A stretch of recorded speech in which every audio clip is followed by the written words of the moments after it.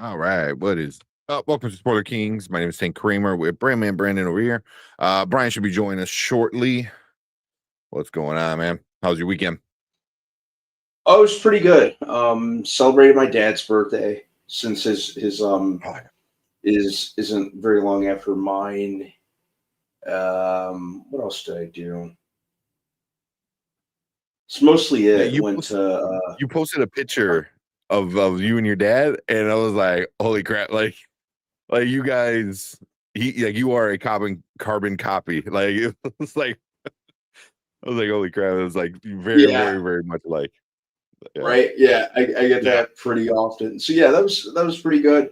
Um, Saturday I woke up early and did some shopping for like some fall clothes. Got a new jacket and bought some comics, organized those, was catching up on a bunch of comics, and yeah, that was it. Yeah. Yeah. Not too Mm, crazy. Mom Bear no, said, "Happy birthday, Brandman's dad, Brand thanks. Yeah, yeah, that's awesome.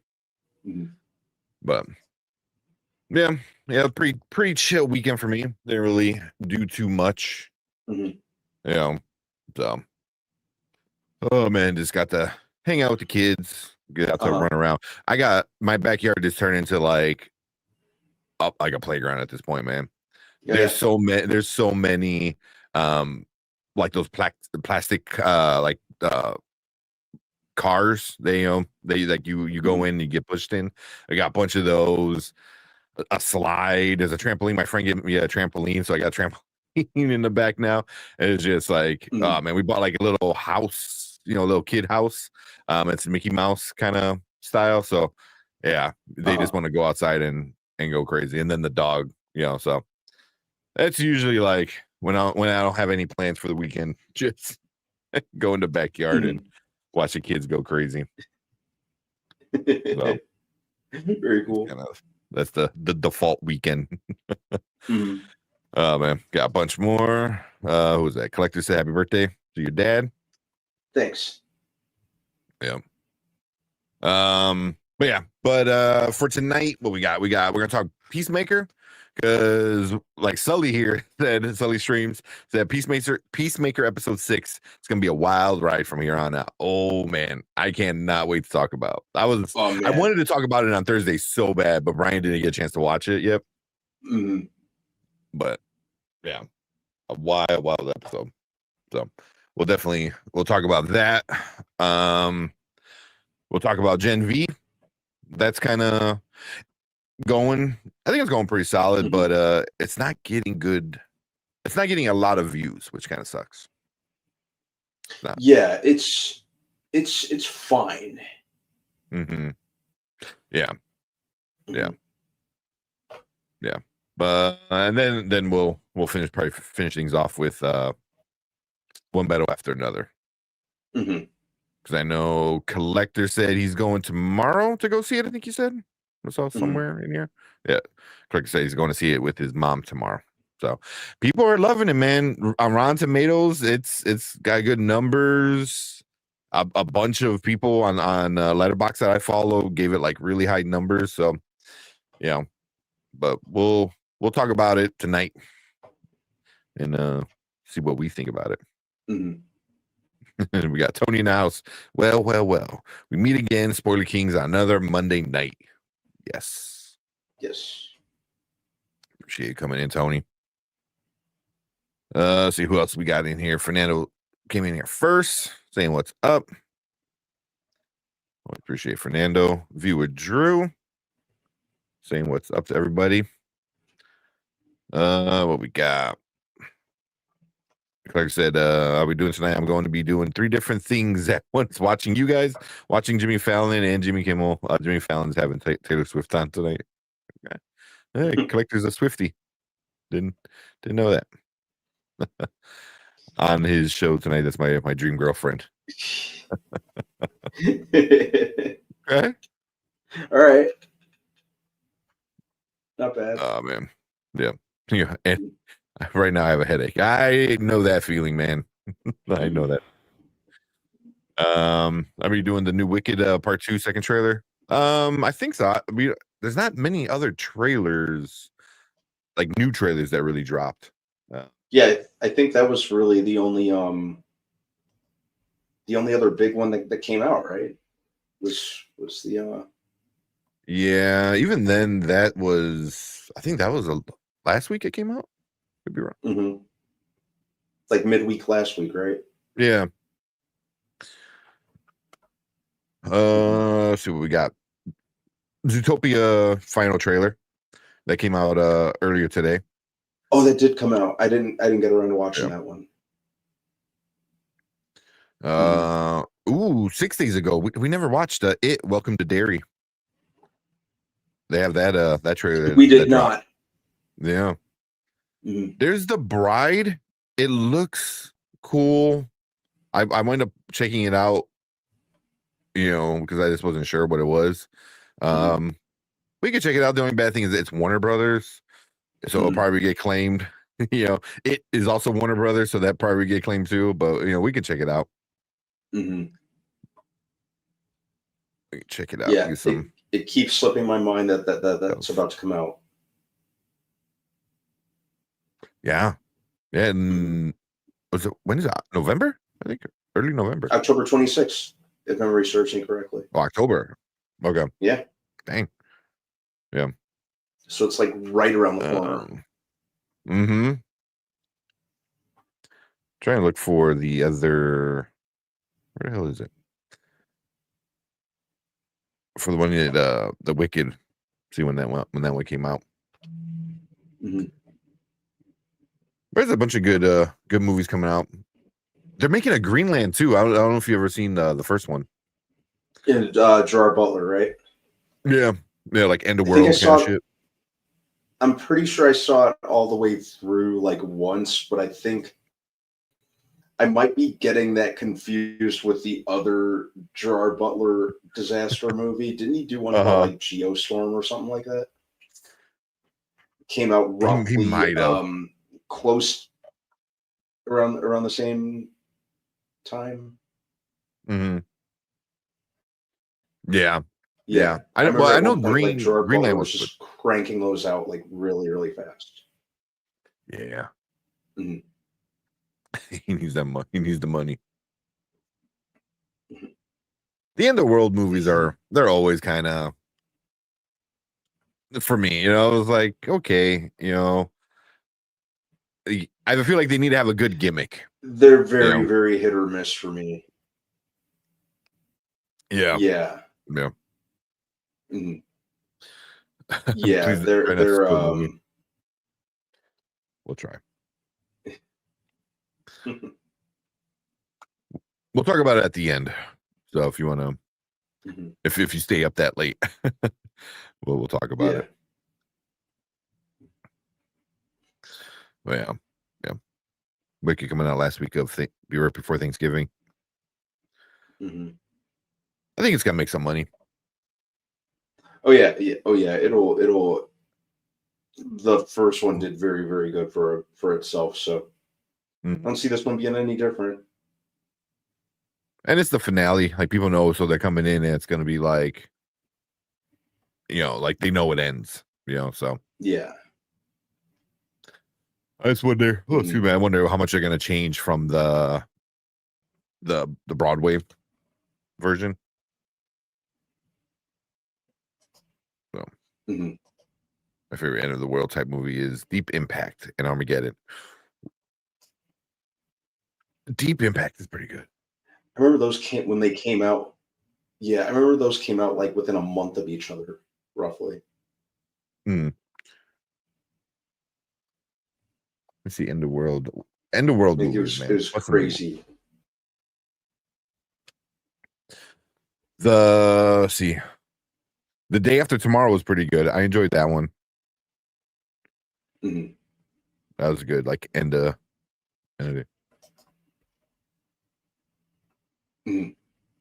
Yeah, the day after tomorrow was a pretty good one.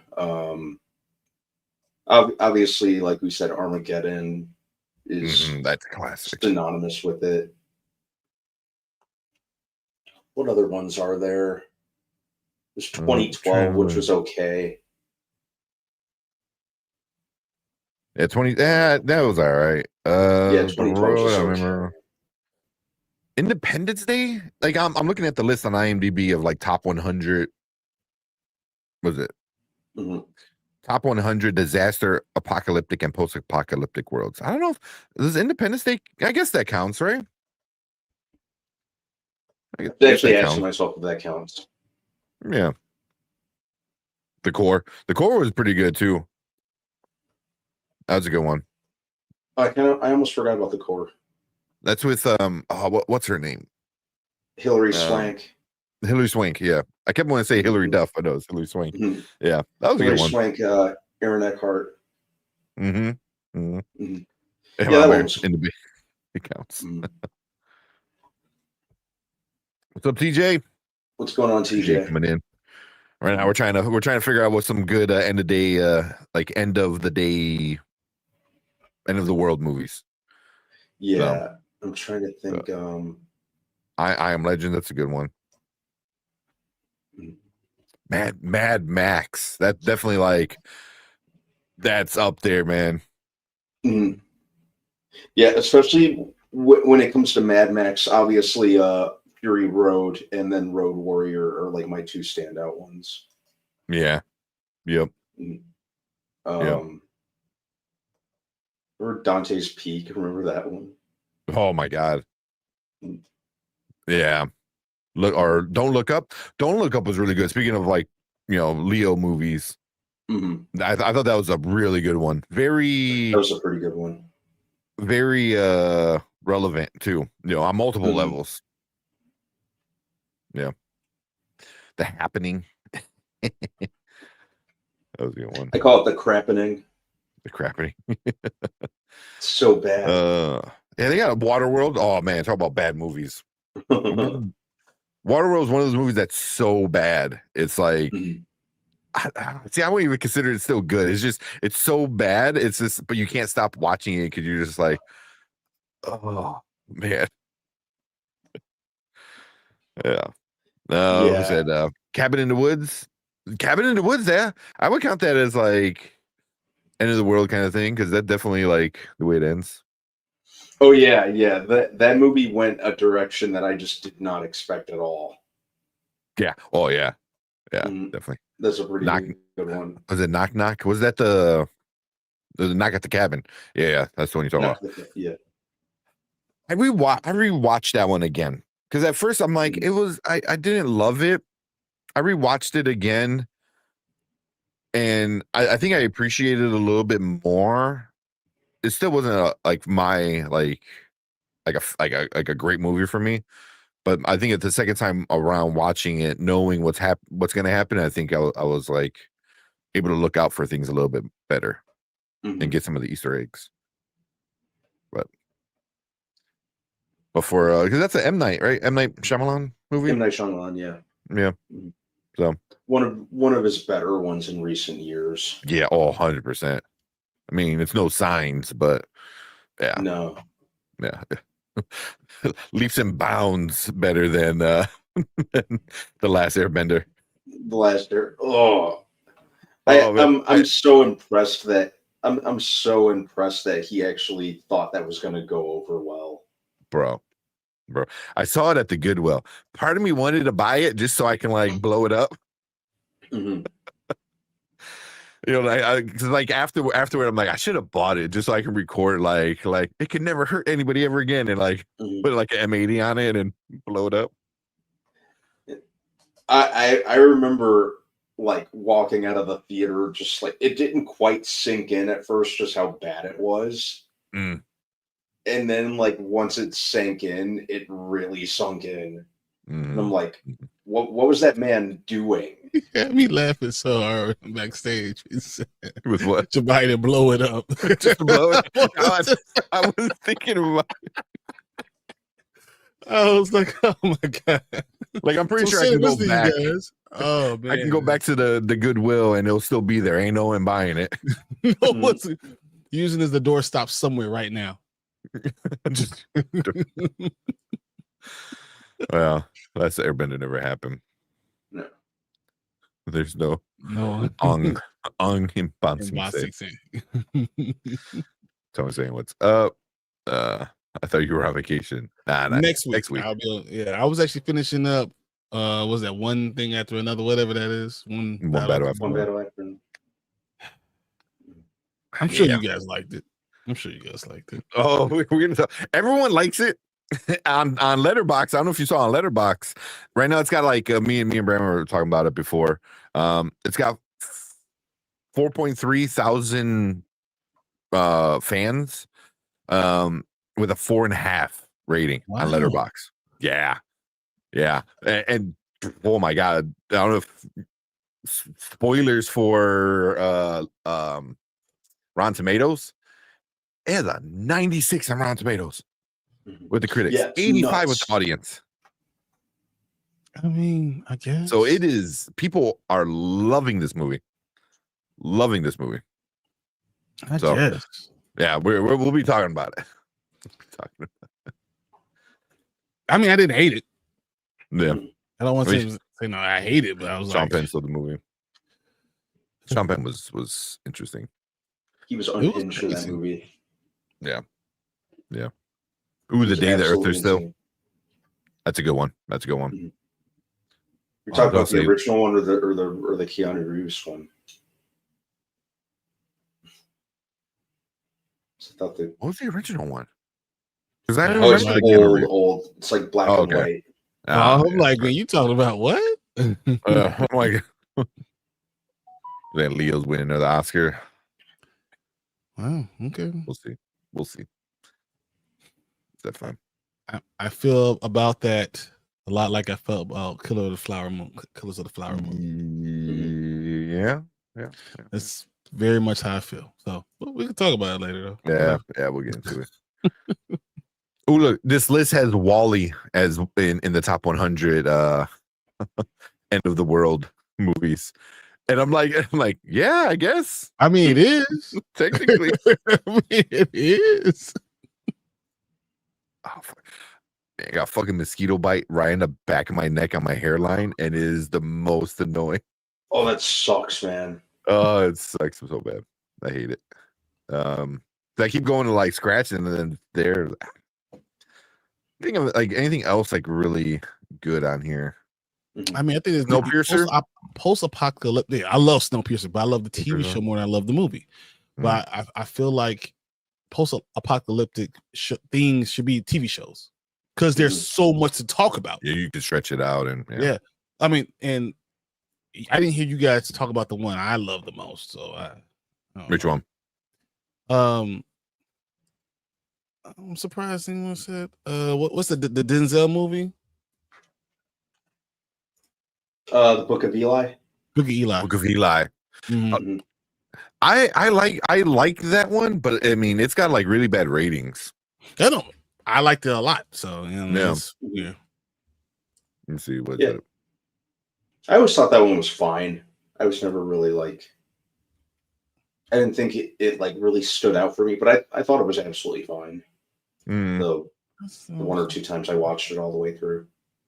Yeah, 46 on Rotten Tomatoes, 6.8 out of 10 on IMDb, 3.5 or 3.3 on Letterboxd. So it's not bad. This is the other one with Tom Hanks that is new-ish. Where he has like a robot or some shit. Oh yeah. I haven't seen that one yet. I haven't seen it either. Finch. Man, it came out. It came out in 2021. That's probably why I see it. The fucking world was ending then. So, but that was a movie that I saw the trailer. It's Apple TV. Oh, I remember that one. Yeah, where he like makes the robot, and the robot can like you can't go out in the sun type of shit. Yep. So, yeah. No, but the best is Zombieland. F everything else. Oh, 100%. Let's go. 100%. Zombieland. I love Maze Runner. I know. I like the book. I like the book more than I like the movie. But yeah, that's you know. Yeah. What's up, TJ? TJ, I'm gonna save this for when we talk about it. But he said one bad after another was a banger. Not gonna lie. Okay, I'm good with this. So I say Under the Dome. The only dome one I remember was the TV one. Oh, Yeah, I Am Legend. Yeah. I Am Legend. That's peak. I love I Am Legend, and they should have went with the original ending. Oh, I don't know why they gotta change it because of what they did. It was just stupid. yeah. Oh. It always seems like the alternate endings of movies are usually better than the ones that they end up going with. Well, and they wanted to go with in the studio. Made them change it. It's always the studio. Mm-hmm. And then they thought about it, like, why are we changing what we wanted to talk about? This is what it's supposed to be. Yeah. It's always the studio because they come in and they're like, how many times I've heard different things where they're like, oh, we wanted to do this, and then the studio made us do this, and I was like, these motherfuckers have no idea what's funny, what's scary, what's entertaining, but they're the ones that are making all the decisions. So it's annoying. Z Nation. Oh, is that the World War Z? Yeah, it's Z Nation. Yeah, Z Nation is a different one. It was a zombie series on a Sci-Fi Channel. Ah. Mm-hmm. Okay. Kind of like Walking Dead, only not as run into the ground. Yeah. Mm-hmm. Speaking of, I think I bought a Walking Dead season because it was on sale. There you go. I bought season 7 for like $1. Nice.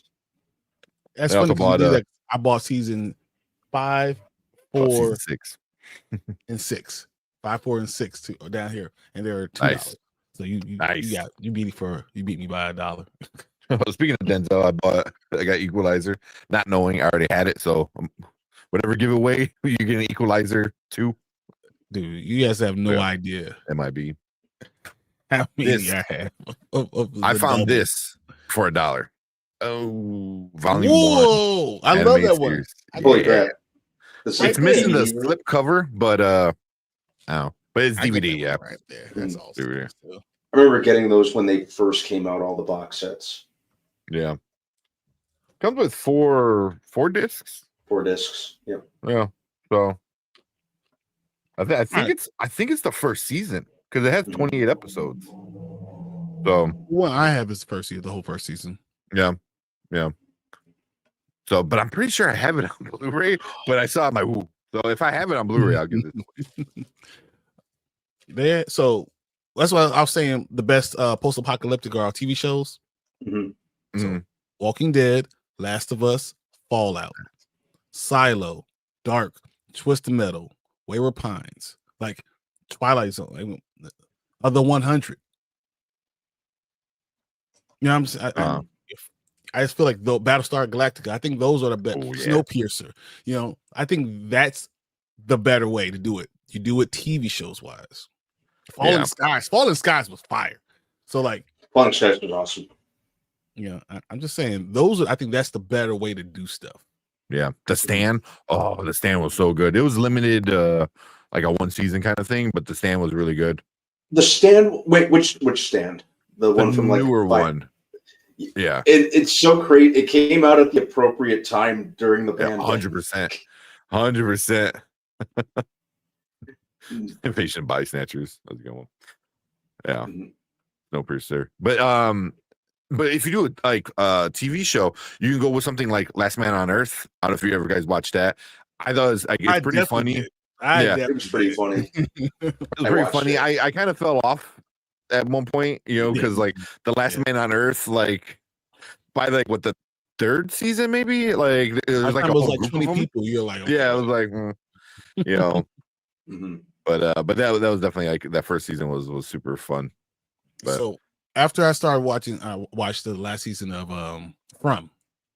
There was a show on was it on Prime that's called Earth Abides.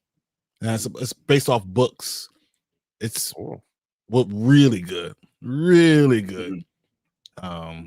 Intense, but really good. Like it was a war and everyone dies But this guy doesn't die because he got bit by a spider and he was in a coma. Mm-hmm. And they had him in a zipped up, oxygen. So kind of like Walking Dead. Very much like Walking Dead. But then there's no zombies. Everyone's just dead. Mm-hmm. So he doesn't know anyone's around. So he goes to Vegas and he finds 3 other people. But it's so well done. It's one of my favorites now. I'm with it. But it was one of those things that they got to see, if this is going to be good or not. It was good. Lakeisha, who actually got me to watch that. Oh, really? I know she always has good recommendations, like really good recommendations. Oh, excuse me. I enjoyed that. But yeah, like I said, post-apocalyptic kind of end of world kind of movies. Like some are really good, some are really really good, but some are just like super bad, and some are just forgettable. They're the very definition of hit or miss. Yeah, and I feel like the good ones always have a good reason why the world is ending. Like because we were talking about Greenland. The first one, like it had a interesting idea with the comment, but it was like I've seen that a bunch of times. Like it just didn't. It didn't. That's why number two looks more interesting than the first one did, at least for me, because now it's more. I think it's like Greenland migration or survive or whatever, but it's them just like going from here to whatever place that is still like okay on Earth. So I was like, Then what's the worst one? What's the worst post-apocalyptic movie you ever seen? the worst one? The worst or your least favorite? The Happening. Well, yeah. The Happening is so bad. I hate M. Night Shyamalan. I liked him a long time, and I grew to hate him because of it. The Crappening. The Crappening. Oh my god! It's the fucking trees. Really, dude? Really? This is what we doing? It's so Really? stupid. What? No. It's so stupid. This is where we're going? Really? It's like, oh my god. I would probably say like San Andreas was Just not Mark that Wahlberg great. in that movie is just. Oh yeah, and The Happening. San Andreas, I feel like that was still okay. Yeah. Like it was still fine. I mean, compared to The Happening is that's the right answer. Yeah, that is 100% the right answer. I hate Waterworld. Waterworld. I hate that damn movie. It's that's another bad one. People ask me all the time, do I hate The Postman? And I guess I should, but I don't. I didn't hate it. I don't know why. Like it wasn't good, but I don't hate it. I don't. I don't know Saying pretty okay. The Postman was pretty lame. I mean, I should hate it. The Postman was pretty lame, and it took itself way too seriously. Oh man, what was Ford Lincoln Mercury? Was that his name? No, yeah, 2012. I had to look it up to make sure. 2012, like I didn't hate it. It's not the worst, but it's definitely not like good for me. It just I would put like 2012 San Andreas like in that same of like, okay, Okay, yeah. I could agree with that. Yeah. Was it terrible? What's up, No, T? just stop. Yeah. We got Maria in the house. What's up, Maria? You guys coming in, hanging out. 2012 was super hyped. It was super hyped because it had all big names. I had to look up all the names. Forget John Cusack, Woody Harrelson, Amanda Peet, Newton by my drum thinking. Sandy Newton, right? Yep. Sandy Newton. Mm-hmm. Chiwetel, I always pronounce Ija Forge. I don't even attempt that man's name. I think that was actually good. Chiwetel. That was good. That was actually good. That was a good attempt. I don't Want to be up I here? don't even try to Amphetamine, embarrass myself. He should be called. He really should be called Oscar, because every time he does a movie, he gets nominated for Oscar. Every time, just whatever. Yeah, but yeah, that was definitely like overhyped, and it was because did that come out the same time or around the same time as San Andreas? So 2012 came out in 2009. San Andreas, I feel San like Andreas was like 2015, I think. Yeah. Something like that. So a little later. Yeah, but I mean, that was all what I felt like was just like The Rock, doing his action star kind of stuff. I mean, Yeah, it was fine. Yeah. Geostorm. That was the other Gerard Butler one. Brandon was talking about. Yeah, I remember Gerard Butler was just coming out with a ton of those at the time. Can't tell the difference between all of them. No, that's exactly what I was saying. Yeah, I mean, he had like he has a certain like style of movies he tends to do. Like The Law Abiding Citizen, Plane, Angel Has Fallen, Olympus Has Fallen. Like they all those all feel like the same. No, Law Abiding Citizen, I feel like it was pretty. I love Law Abiding Citizen. Yeah, I'm not putting it in the same. I really but I mean, it's the same like the style of it where he's just like this, action kind of star. That one's a little bit more.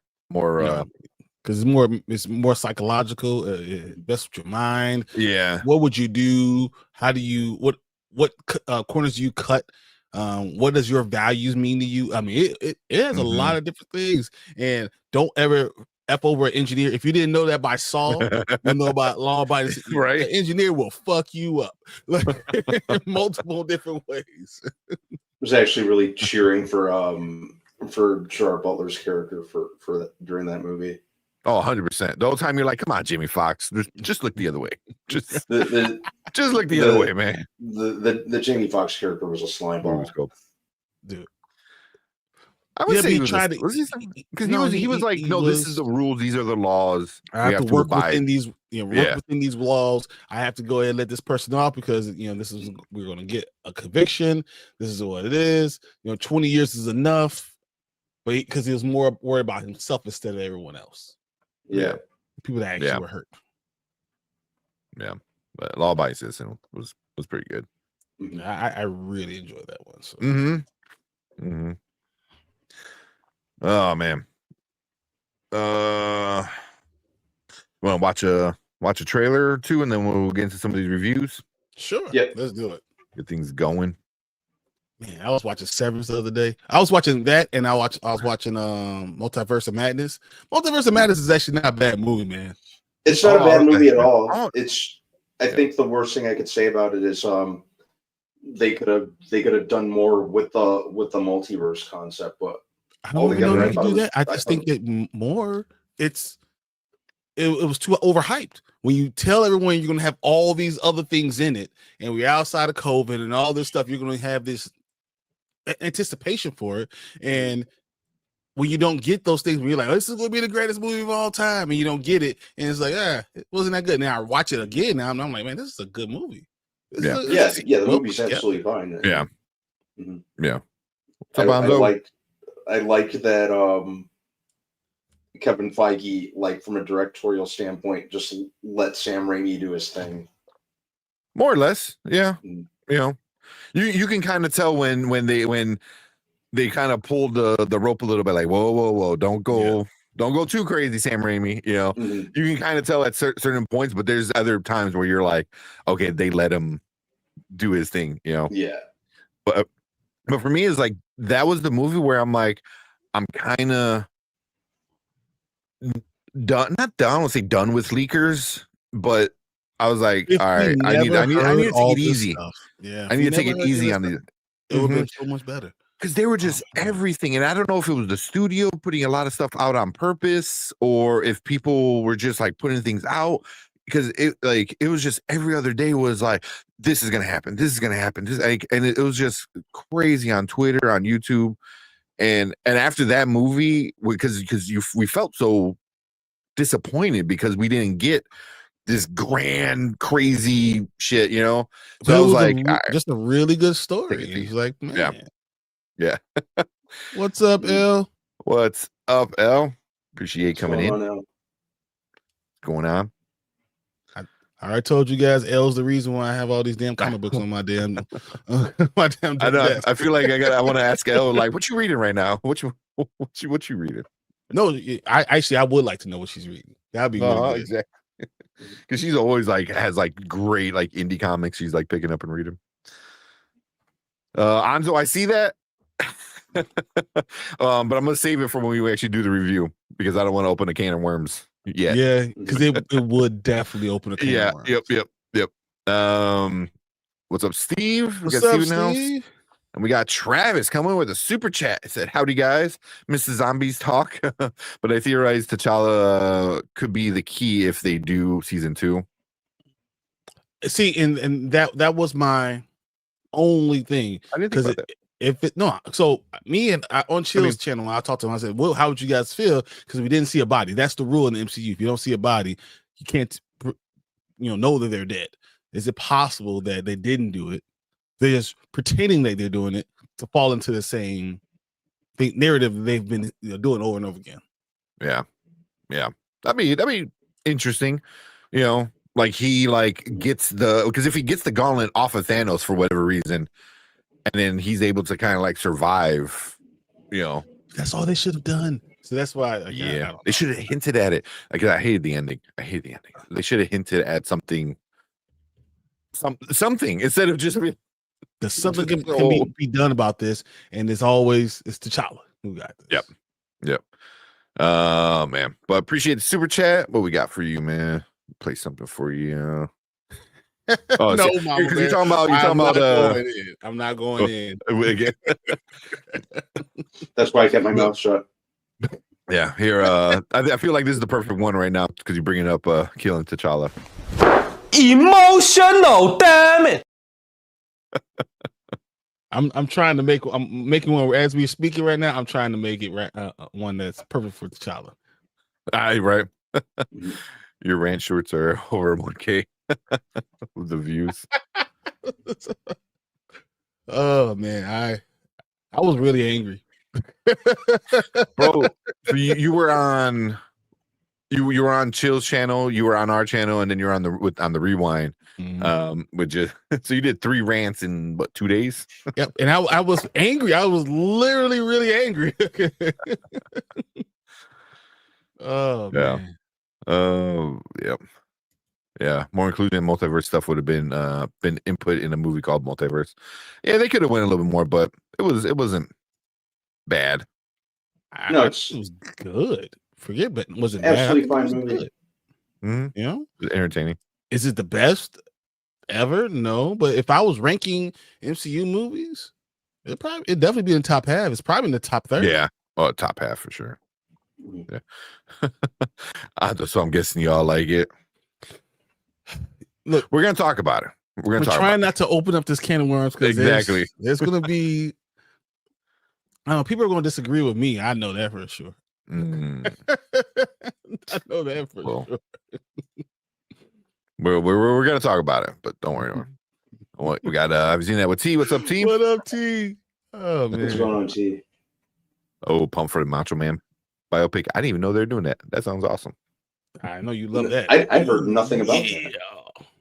Yeah.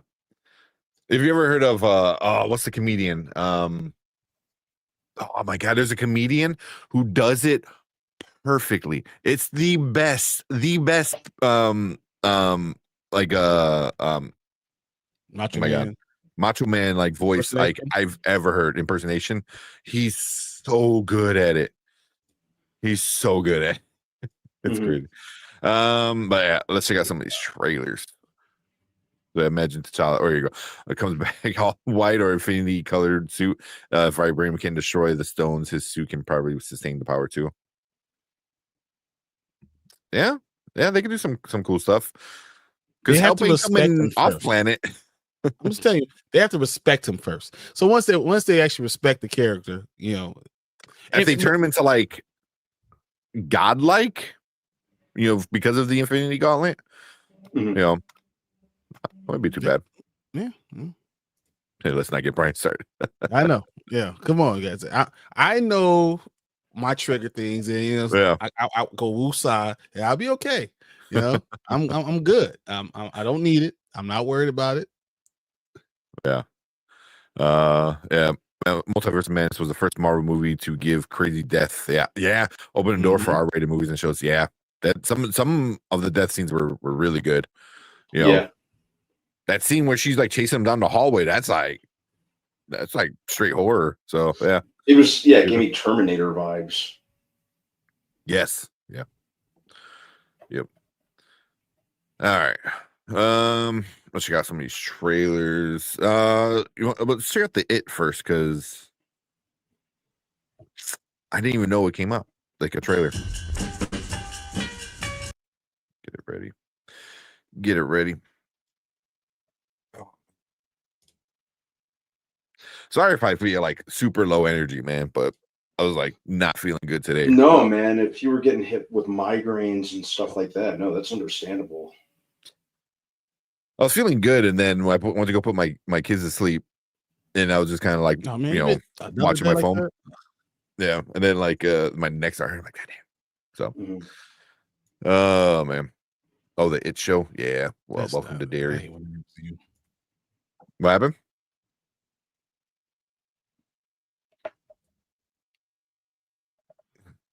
All right, you guys good?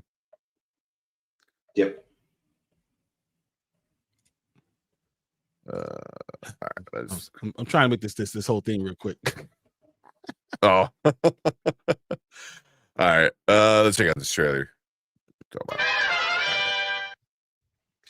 All right, what is up? Welcome to Spoiler Kings. We have another trailer reaction for you guys. This one, we're a little late on it, but we're gonna check it out. It's It, Welcome to Derry. So it's the prequel to the It movies. So yeah, it's gonna be HBO show, which is always a good thing, when we get a nice like show instead of a 2-hour movie. But they're gonna actually they're gonna spend money on it. HBO does spend money on their stuff, so that's a really good thing. They do take some time and actually like build this world. So but yeah, let's check it out, and then we'll talk about it.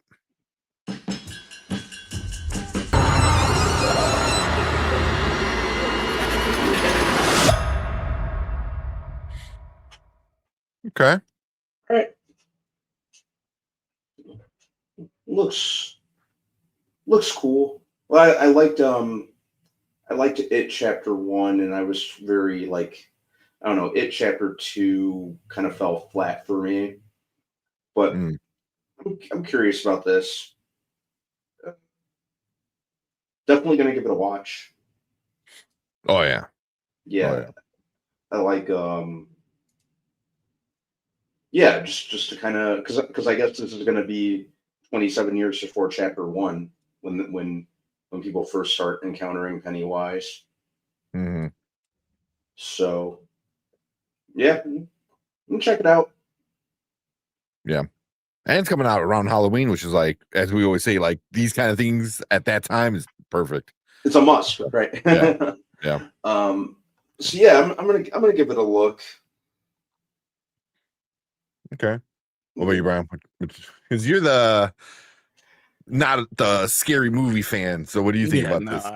Well, I find the time period interesting in itself.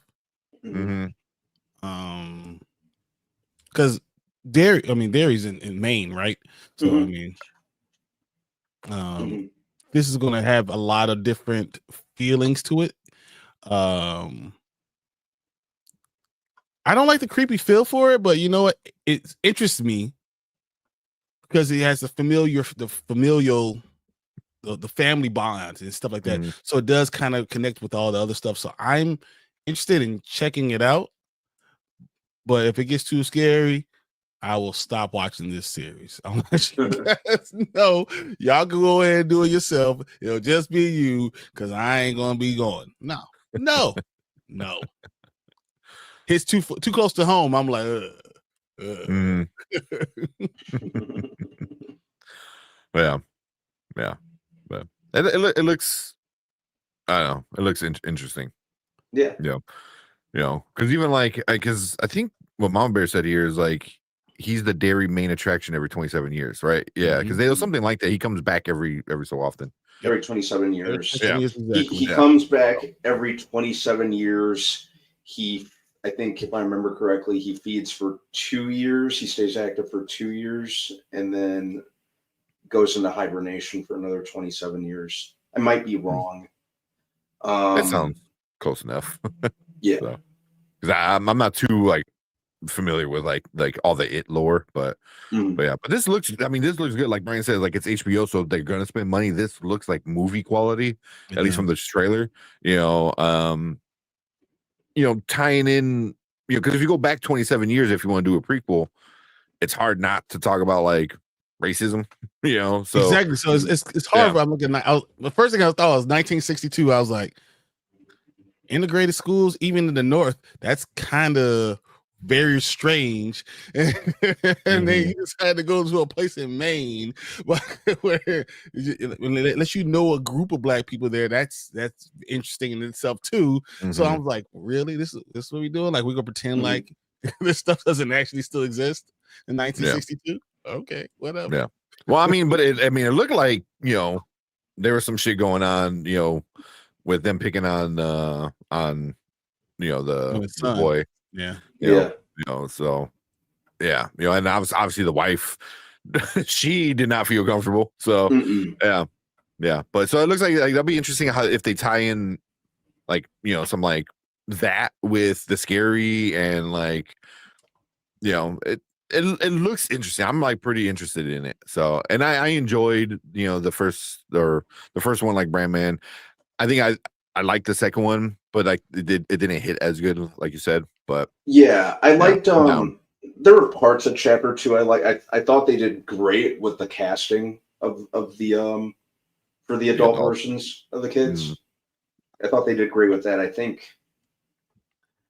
it felt a little longer than it needed to be. Yeah, I agree. Yeah, I agree. And some of the stuff from the book, they kind of tweaked. It wasn't to the advantage of the movie. It felt like they kind of played it too safe with certain elements, like Stan's suicide. I thought they like the reasoning behind it. I thought was like a total cop out. Yeah. I like I that. thought, good points. Yeah, like actually, yeah, some of it just didn't work as well for me. But I really like chapter 1. Yeah, it is. I mean, it's with the kids, and the kids I always feel like are the it that I always remember. But she said, Maine and I don't have a great relationship in general. It's just it's hard for me to look at it. I'm like, okay. Yeah, there you go. Mama say he comes out for 12 to 16 months. There you go. Year and a half. You can't catch him. Yeah. But yeah, October 26th. So we'll probably be breaking down. There's 8 episodes. I look it up. So, so it looks like there's gonna be a weekly release for it, which would be pretty cool. And it's gonna be 1 episode a week. So we'll probably watch it and talk about it and break it down each episode as they come out. But yeah, we appreciate you guys coming in, hanging out with us, watching this trailer. Like I said, I know we're a little late on the party for this one, but we got around to it and talked about it, and I think we're all pretty interested in it. But we want to hear from you guys. Leave a comment down below. Let us know what you think about this trailer. Let us know if you're going to watch the show, and make sure you hit that subscribe button, hit that like button. Come and join us when we do actually talk about this show and be part of the live chat with us there as well. But we was that so when they talk about this show, because oh yeah, you're gonna watch it. Yeah, I'm gonna watch it. You're gonna watch it. You know you are. Well, yeah, hit that subscribe button. And want to float. But yeah, we appreciate all you guys in the live chat. Stick around because we're gonna move on to our next topic for the night. You say like I'm not gonna watch it. You're gonna watch it.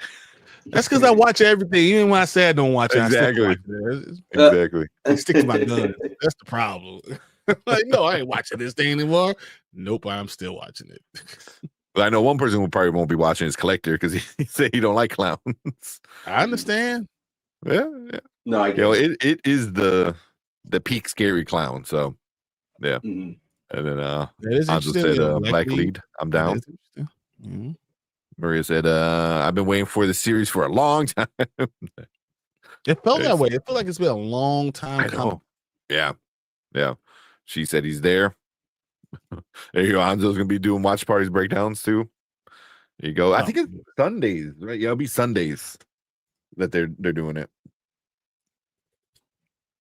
So from October 26th to December 14th. Looks like they're doing 8 episodes, 1 a week. That's not bad. Okay. On Sundays. So because I feel like when does Talamasca come out? It's like November, right? It's November, right? I think beginning of November. I always forget. Listen, sorry. Bless you. Because that is like we're for sure. October 26th. It's coming out the same day. Yeah. Okay. That's what I thought. The same day. So we're gonna be doing Talamasca and it. Okay.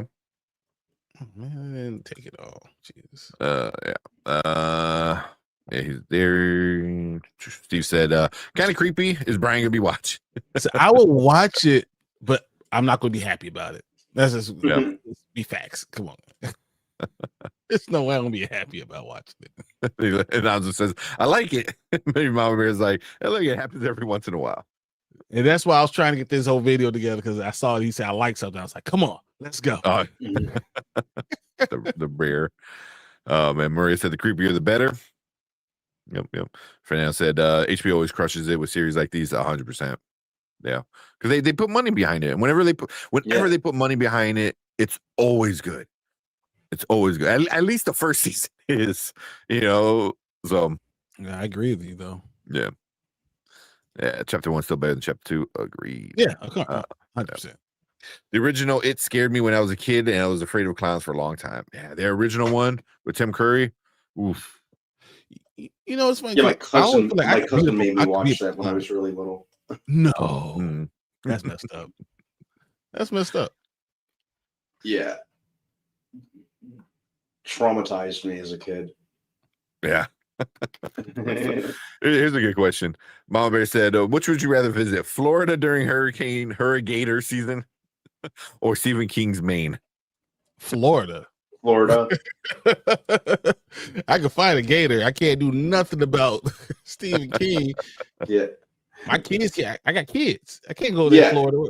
Exactly. Especially if you're a kid, right? You're in big trouble. Yeah. He's gonna kill you. It's done.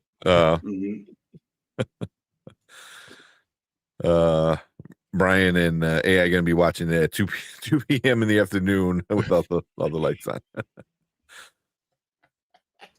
All the lights I just don't want to do it, man. Just watch it with your wife to keep you company and hold her hand really tight. She laughs at me all the time because she likes scary movies. Yeah.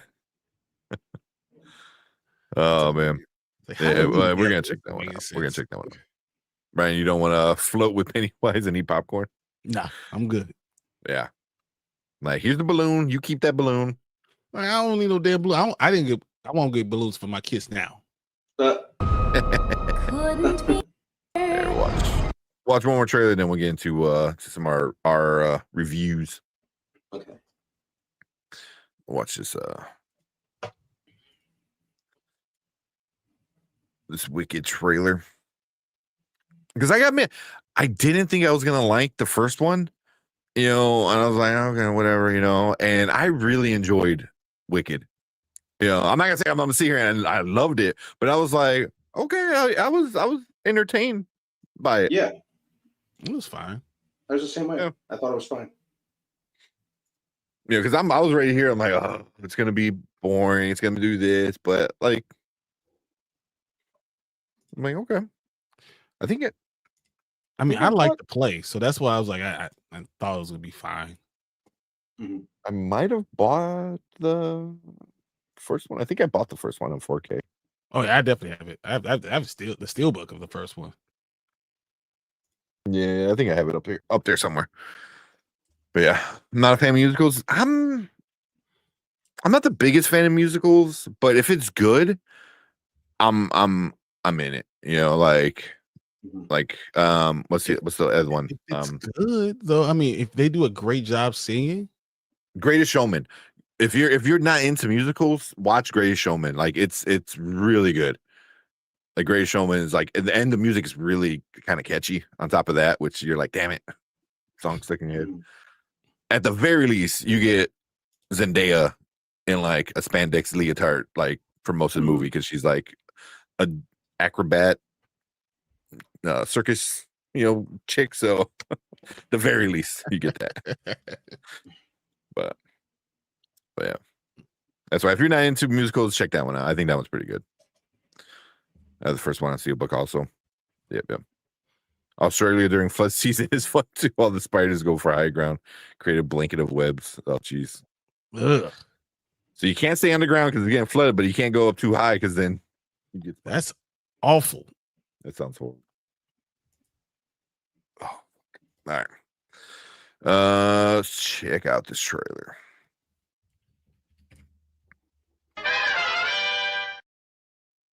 All right, this one is The Wicked for Good, which is the sequel to the first Wicked that we got. Shit, was that last year? 2024? Yep. Last November. Yeah, last November. Mm-hmm. Yeah. And a year between, they already knew it was coming out, and I'm happy with it. So, yeah, that's how you gotta do it, man. If you know it's gonna be a part 2 kind of thing, a year in between is good. It's good. Yeah. So let's check out this trailer. I think this is the second trailer for this movie. Yep. Yep. So let's check it out and then we'll talk about it. Big nose, big lip, the overhead. I just don't like that caricature. And it's based very, very much in racist type of caricatures of black people, and that always bothers me. If I want to be honest with you, I just want to speak. It hurts. It hits me here a little bit, just a twinge. So like that bothers me, and her being green, she's really, when you look at it, think of her being black. But that's the point of it. That is the point of it, and they're doing it in a different way. So I always kind of appreciated that in itself too, and I think people are going to enjoy the ending of it. I think it's going to be. I think it's about 40 minutes shorter because they didn't stop this movie right in the middle. This is not right in the middle. I think it's only going to be like 2 more hours. Yeah. The first one was kind of long. Fast. This is going to go really fast. So yeah. No, I'm definitely going to see it.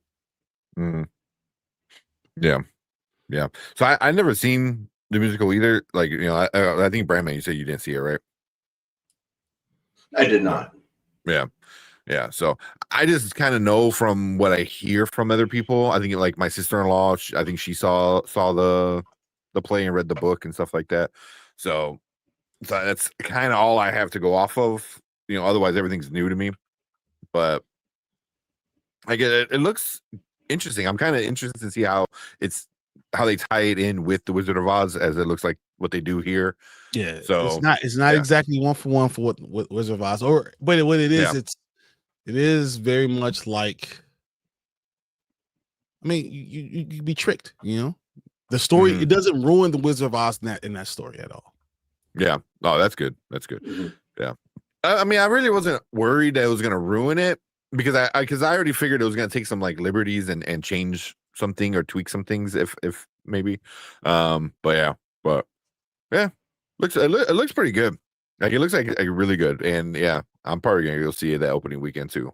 And this is the final trailer. I mean, honest, it seems like it's the final trailer, but it's actually, think about it, it's only about 2 months away. Yeah, it's less than 2 months away.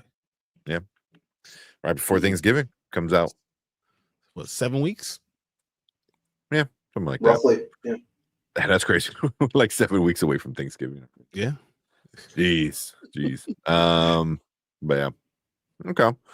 But yeah, we want to hear from you guys. So if you're watching on the replay, like this video, hit that subscribe button, leave a comment, let us know what you think about this Wicked for Good trailer. Did you see the play? How'd you like it? The first one, all that fun stuff. Let us know what you guys think about this movie.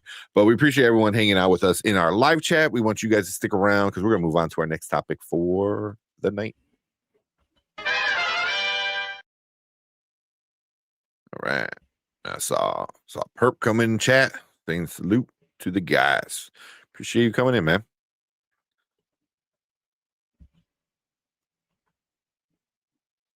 Uh-oh. I was like, oh, did I freeze or did someone else? But Perp, appreciate you coming in. Let's see. She said, I did enjoy the great show. I mean, yeah. But Hugh, my God. But Hugh did his thing in that one, as he normally does. Like, he is a musical dude, and like he was amazing in that. But they were all amazing in that one. Yeah, everyone was pretty good in it. Yeah, the dude's like a like his he has a theater background, you know. Mm-hmm. He's a theater geek. Yeah, 100%. He's I love it. A theater kid. I kind of I wouldn't even be mad if he did more stuff like that, which he is, because he's got that movie where he's like in a Neil Diamond like that comes out in a couple months with him and Kate Hudson. Yeah. That one looks like a good one.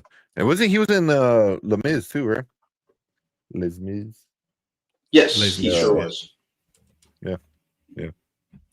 Jean Valjean, or however you pronounce it. Yeah. Collector, I know he wanted to see that. Have a good night, man. Have fun at the movies. Curious to see what you guys think about the One Battle After Another. I know he's going to see it with his mom tomorrow. So yeah, enjoy the movie, man. Every time you say that movie, it makes me feel certain ways. I'm not sure. Let's see, where you at? You guys want to talk about? So we got Gen V, we got Peacemaker, we got the movie. What you guys want to talk about first? Should start with Peacemaker, or if you want to do One Battle After I'm okay Another. with Peacemaker too. But I don't know if I want to start off angry and then review something else and then get angry. I'll do whatever you guys feel like doing. Peacemaker's fun. That's fine. Yeah, we'll do Peacemaker. Then you gotta deal with me. Where we at? All right. Pull up some things real quick because this was episode 5, right? This one was it 6 or 6? Yeah. It was 6. Yeah, this is 6. Okay. Yeah. Morning after reading of Chris.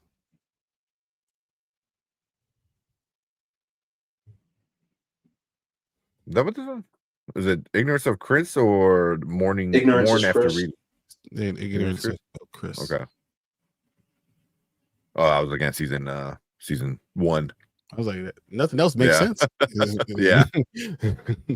Yeah. All right, let's jump into it. All right, what is up? Welcome to Spoiler Kings. We're gonna be talking about Peacemaker season 2, episode 6. Ignorance is Chris. Yeah. So we get we pretty much get the gang going in to try to save Chris from this other universe. We'll get into more details and some spoilers. So if you haven't watched it, check out that video. It's been out for a little while now, so make sure you check it out. Come back, join the conversation down in the comments, and let us know what you think about this episode. But yeah, there's a lot of crazy stuff happen in this one. It's kind of the beginning of the end, pretty much at episode 6, and there's 8 episodes, I think. 8 episodes, yeah. Mm-hmm. You know, so yeah. So but we'll start with Brandman. What you think about this episode? I liked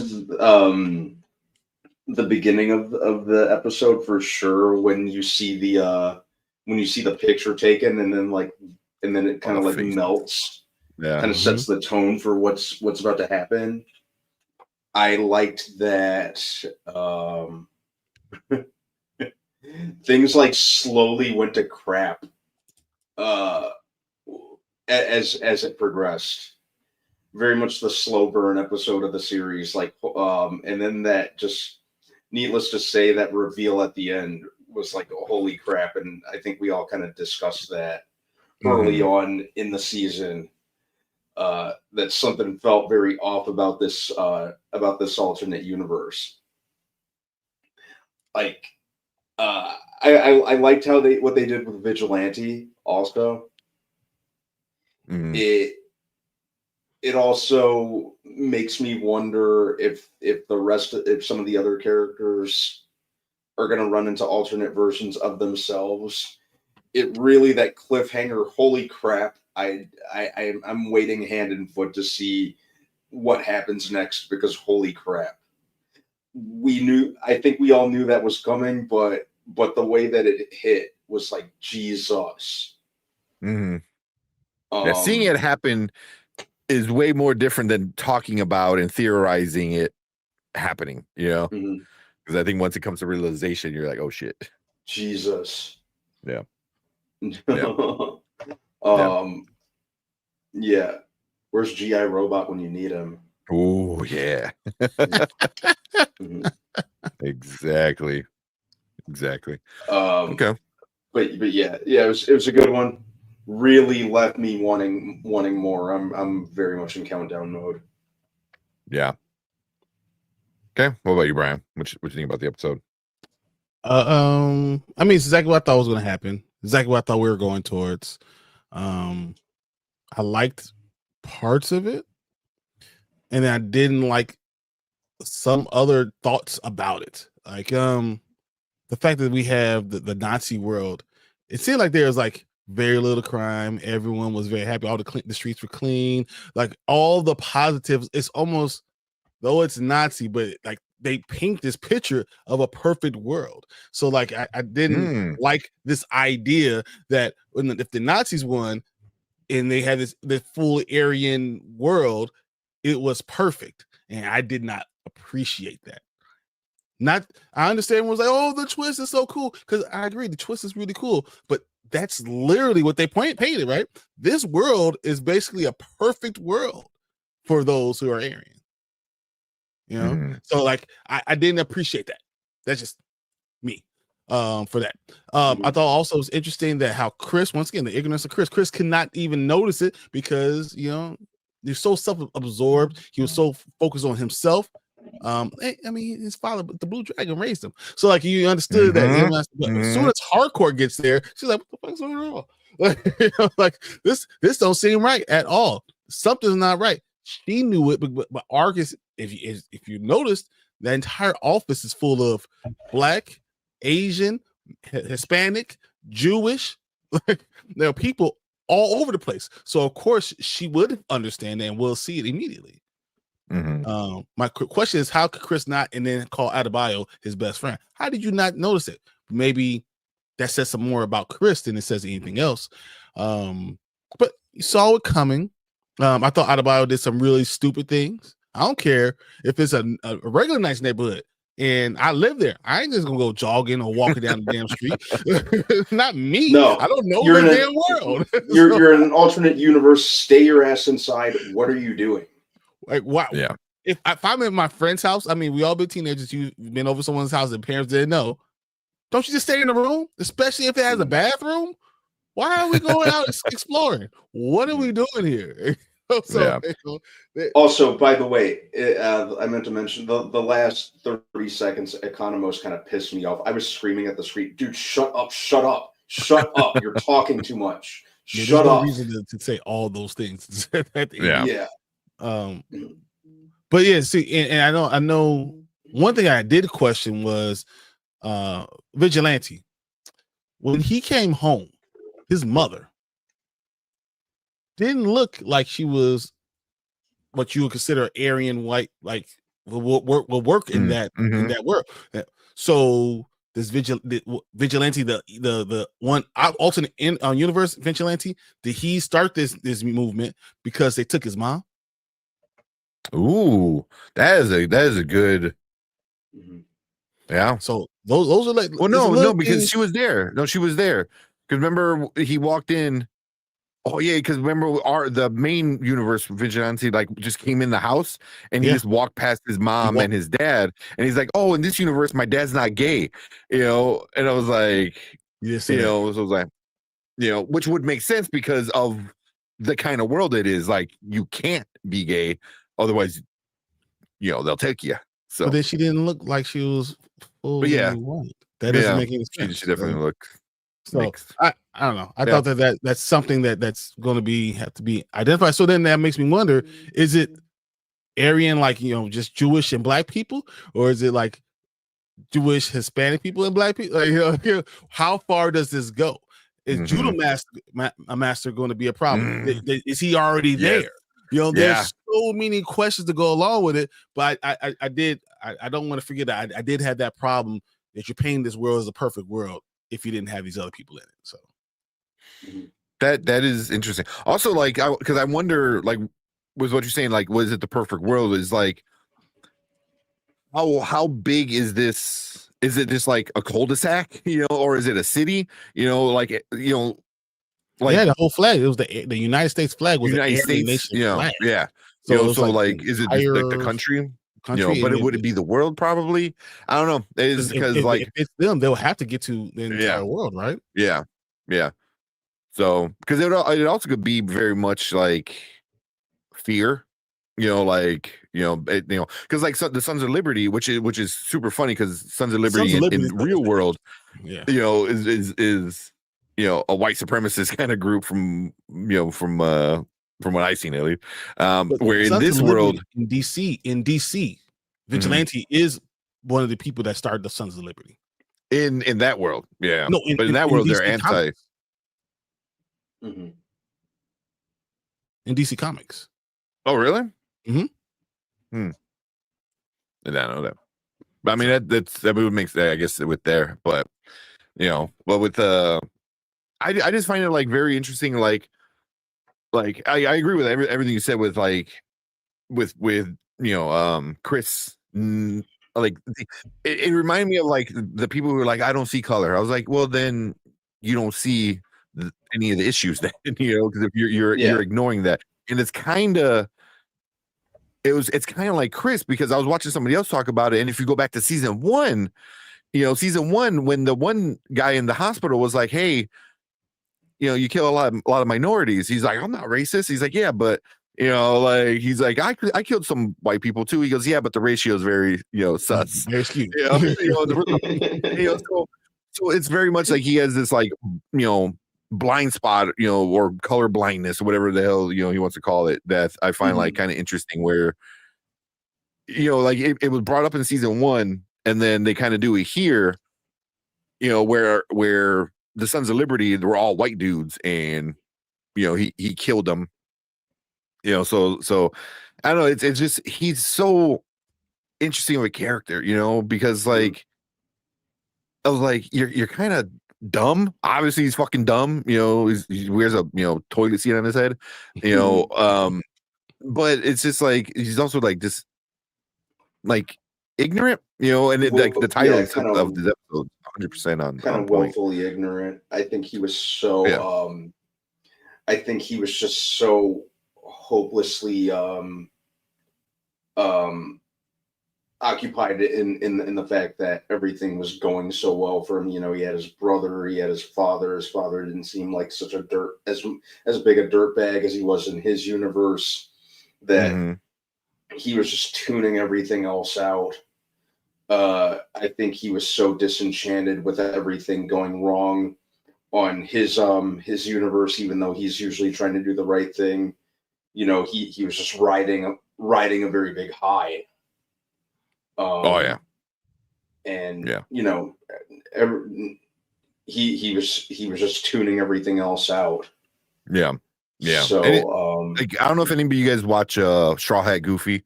He's another like a movie review guy, big on TikTok and stuff like that. mhm.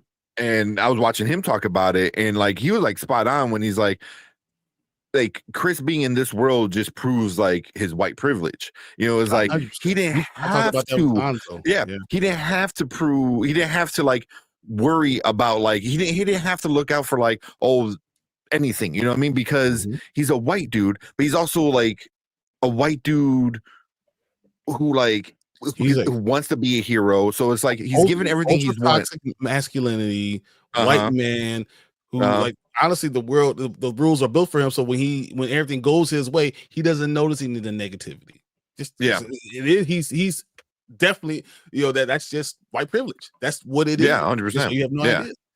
idea. Yeah, like he doesn't have to worry about the issues of minority, and it proves it in this point where she's literally just walking in the street, on the sidewalk, just minding her own damn business, and people are like, and I liked how James Gunn like made these people in the neighborhood like fucking animals, man. They're running out of their house, they're screaming, slamming on the brakes, and all jumping out of the cars, and just like freaking out, like it's like it reminded me of like very like just like I don't Night know, of the man. I don't Living know how to Dead. explain. Yeah, exactly. Like you saw like they saw something and they're just like, oh my god, they just got so upset And for just a very like like idea of a black person that yeah, being around them. and when Whoa, and when we went real close to she's a black. and not only that, Yeah. he screamed one got out. It makes you wonder what's No, going on with did the it? I ones missed that did that. not get out. it's like concentration Oh, camp. 100%. 100% Yeah. concentration camps. Yeah. So Yeah. I definitely see that coming. Yeah, that's definitely going to happen. Is there's going to be some kind of like concentration camp and stuff like that. Yeah, like judo master, we didn't see him at all in this episode. So like he's gonna be, and he's like a badass, at least when it comes to fighting. So it's gonna be interesting to see that part of it all. And it's just, Do you think that they're just going to leave that world the way it is? I don't know. Are they going to just because you're doing this in episode 6? There's only 8 episodes. Yeah. Are they going to just leave the world the way it is? I don't know. I have no idea. I hope not. How do you solve it? Yeah, I was going to ask the same exact thing. Like, how would you even solve that? I mean, I guess they would allow, or at least help the freedom fighters or the Sons of Liberty and anybody who's in the concentration camp to, rise up, and then maybe you can leave. Like here, you can unify and fight, the freaking Nazis, and that might be a good way to do it. I don't know. It'd be really. I kind of do hope, because I know Brandman brought it up. I kind of hope they bring in GI Robot at one point. Yeah. He's like, here you go, because who else is a perfect world for besides GI Robot? Like, here you go, man. He'd have the time of his life. Yeah, like, and then like at the end of Creature Commandos, he's like rebuilt, so he's not like this like stick figure of a robot anymore. Like he's a fucking tank, so throw him in that universe and here you go. Close the door. Close the door. I mean, that's one way to do it, like, release everyone in the camps, stuff like that. I can see maybe even like Judo Master deciding to stay, because he's like, I can actually make a difference in this world, rather than just being like a dude, in that world. I don't know. I just feel like they're gonna not just leave it alone. They just can't be like, close the door behind them and then lock it. We got out. We got out. That's it's gonna be something really difficult to deal with. It's gonna be something we didn't talk about, I guess, for me will be the fact that Chris is going to kill his brother again. 100%. He's going to kill his father and his brother. And I brought that up. I think I don't think he has a problem killing his dad. I think he does, because the way he was treated when he was there. And I think his dad's gonna turn on him like super quick. His dad's like, "You're not him," and now because of what Economos did. Tell him, that's not even him. He killed your son already, so of course he's going to do that. But he's going to have a hard time still killing, his dad and his brother, and going back to where it was. That's just going because that's what you have to do. Yeah, that is Earth 6 in the comics. So Earth 2 and Earth, the original Earth. So in Earth 2, the Sons of Liberty are like the Sons of Liberty in our world. Like they're trying to overthrow the government, but they're the bad people. In the right world, the Sons of Liberty, right. In our world of DC, would it be Sons of Liberty? Will be the actual good guys. They're trying to overthrow fascism and things like that. So, and they're seen as a terrorist group, but they're not really. So there's because they have Earth and Earth 2 and how everything's topsy-turvy, you have two things. So you type in Sons of Liberty and you're going through that stuff, you're going to see that they have a negative part too, but there's a positive one too, because that's the original timeline is positive for the Sons of Liberty. And you will find Chris. I think Chris becomes as part of it. Vigilante's part of it. There's a lot of different people that are part of that too. Yeah, but this Nazi world is Earth X in the comics, though, ain't it? Yeah, this should be Earth X. Yes. Yeah.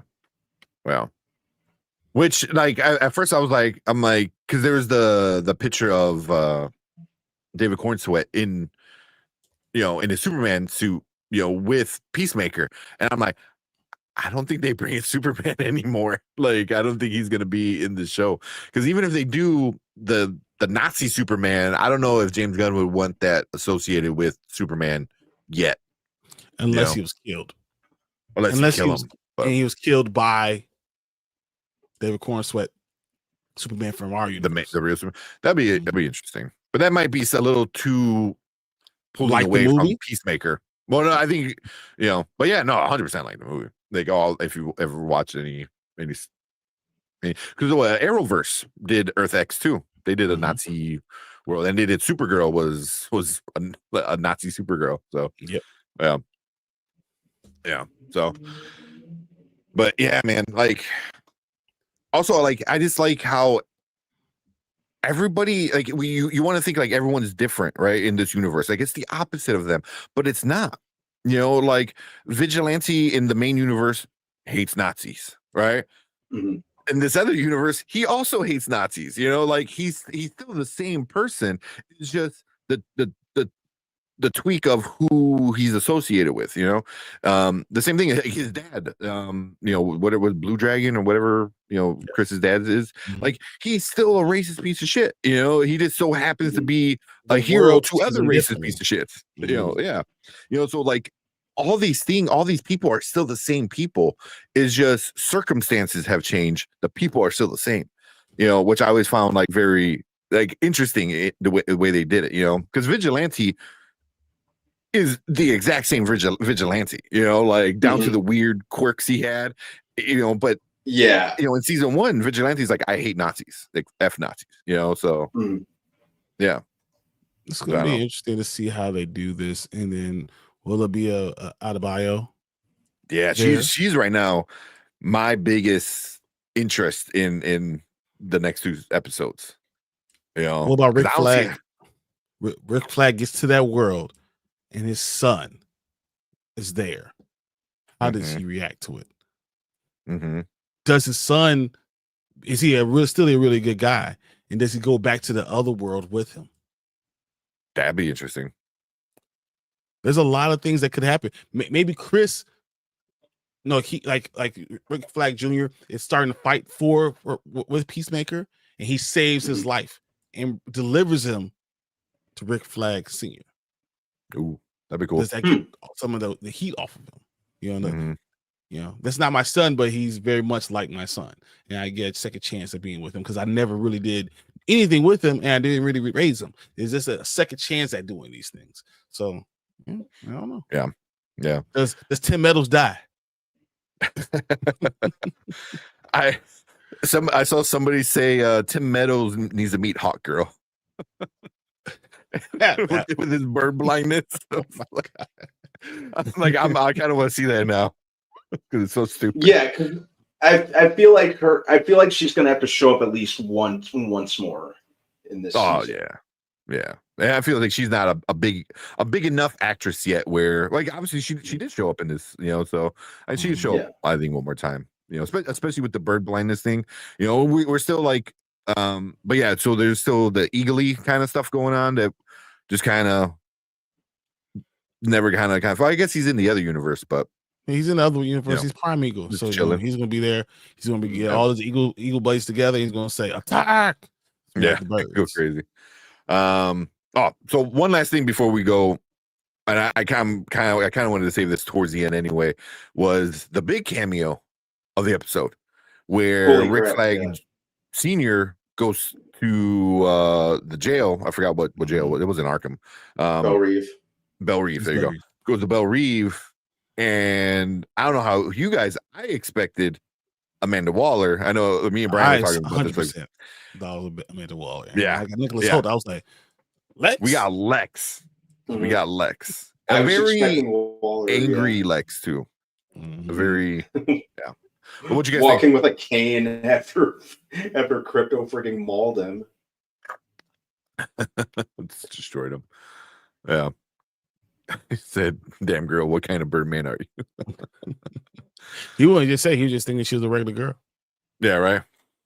Or when she gets the wings, he just like where did she go? Where did she go? It was really cool to see Lex Luthor appear in this episode. Yeah. So what do you guys think about him showing up? Was it fitting? Was it weird? Was it cool? What do you guys think? No, I thought it was really, really fitting. I thought it was really cool to see him. I didn't expect it. Yeah. The fact that James Gunn was able to get Nicholas Hoult in for this episode was great, and I really liked Lex's dialogue. It felt very Lex. I liked how Flag is kind of utilizing him. It felt organic to the plot rather than a cameo just for the sake of being a cameo. It functioned in pushing the plot, pushing the plot forward. Yeah, and it was, like I said, it was unexpected. I heard like a little something about a cameo as I was sitting down to watch the episode, but I didn't know who, and then I was speculating in my mind, and then I was like, "Holy crap!" Yeah, awesome cameo. Yeah. Really cool that Nicholas Hoult was able to show up for it. Yeah. What are you, Brian? What do you think about it? I was wondering what the ramifications of him being there might be. What if he helps get them out of that Earth X? What if he is the reason they get out? Does that take time? Does Lex get released because of something he's done? So now and he quietly builds his own empire again, builds it all the way back up quietly this time. And after we deal with Brainiac, we still have Lex around. I think that it could be a plot device. It could be something that you use, a small tidbit that they use to get Lex out of jail, basically. Yeah. That's what I'm thinking. It's setting up something later, especially for that character. But like when I first saw him, like it was cool. Like I enjoyed it. It made sense. Like Brandman said, like the whole multi-portal universe, whatever thing, that the Superman movie dealt with and what the Peacemaker's dealing with. It still seems very different, but also in the same vein of Otherworld, kind of stuff. But for me, like when I sat and thought about it, I'm like, this kind of shows like the audience that these actors are in it for like the long haul. You know what I mean? Like I feel like getting somebody like David Cornsweet, to show up in it would have been a lot easier because he's not doing a lot of stuff. You know what I mean? Like he is Superman, and I think that's what he's gonna tie his career on, like being Superman, at least for a while. Where Nicholas Hoult, he's been on a bunch of different things, and he does a bunch of different things. And for him to show up even in this small little cameo kind of shows like he's in it for the long haul. Like he's like, this is what I'm gonna be, and it's something that we look at Marvel, early on, these guys signed 10-year contracts, something like that. So like they were in it for the long haul, where now it's not so much. So getting somebody like that in the DC universe to be like, I am Lex Luthor, it was like, okay, I thought it was pretty like cool of him to do that. I just Obviously thought it's probably in a differently contract, but still. Nicholas Holt, he's big enough of an actor, but this is a character that people love. Lex Luthor is a huge character, so I don't think it was out of the realm of possibility him going and doing these things, and that would be anything wrong with him doing it, or that he wouldn't be excited to be able to do that. So I mean, I wasn't shocked to see Nicholas Holt in this, and I expected to be Lex Luthor for at least the next 7 years, 8 years. So But I mean, just in a time when no one's signing these long contracts, anymore, like for somebody of his level, granted he's not like, award-winning top of the tier, but he's like a pretty well-known actor who's been in a bunch of different things, to come in and make time to make sure he still has time to show up as a cameo as Lex. I thought it was just I don't know, it just proved to me it was like, like he's in it. You know what I mean? I just don't think I just don't see him leaving. Because I mean, basically everyone. Only one who hasn't been in this thing has been Mr. Terrific. Everybody was already been in it. Yeah. So like, I don't think it surprises me, but whatever. Oh, I would. Oh man, now I'm thinking about. I would love a Mr. Terrific cameo. Absolutely. Let Mr. Terrific save the day. Let Mr. Terrific go to Earth X and save the damn day. Let's go. I mean, he did it. He did it in Superman. Superman, right? So yeah. Said, how did you do this? I'm goddamn Mr. Terrific. Can you imagine Mr. Terrific in that universe? Like, right? Oh, he would just tear shit up. He would tear shit up. I would be that. What if he's the leader of the movement? He's the leader of the movement, and he kills everybody. Yeah, that'd be cool. Yeah, but this is why like having these cameos and stuff like that is like it opens up to like, okay, what else are we gonna see? Because we saw two of them, in the beginning of the season. Now we're getting Lex, like, and James Gunn hinted at like there's gonna be a few cameos towards the end of the season. So I'm interested. Yeah. Yeah, no one is signing Marvel long-term contracts anymore. Yeah, no. Why? I mean, they're changing, they're ending the entire world. So yeah. Yeah. But yeah, he goes, well, I'll be damned. There's no black people here. Yeah, it took Harcourt like the first time she left the house to realize that shit. She's just, she's in the back seat, getting driven to like a government building, and she's like looking around and like instantly noticed something's up. Meanwhile, Peacemaker has people crying and stuff over him, and he's like, best universe ever. It was like, Real funny. Yeah. Holt will be Lex Luthor as long as Hugh Jackman. You'll be 90 years old. You're gonna still be Lex Luthor. Wolverine is Wolverine. He's been still. Well, I mean, we already know that Marvel already paid him for his body afterwards. That's his. They're going to string him up, and you imagine? They're going to do it. They're going to Bernie him.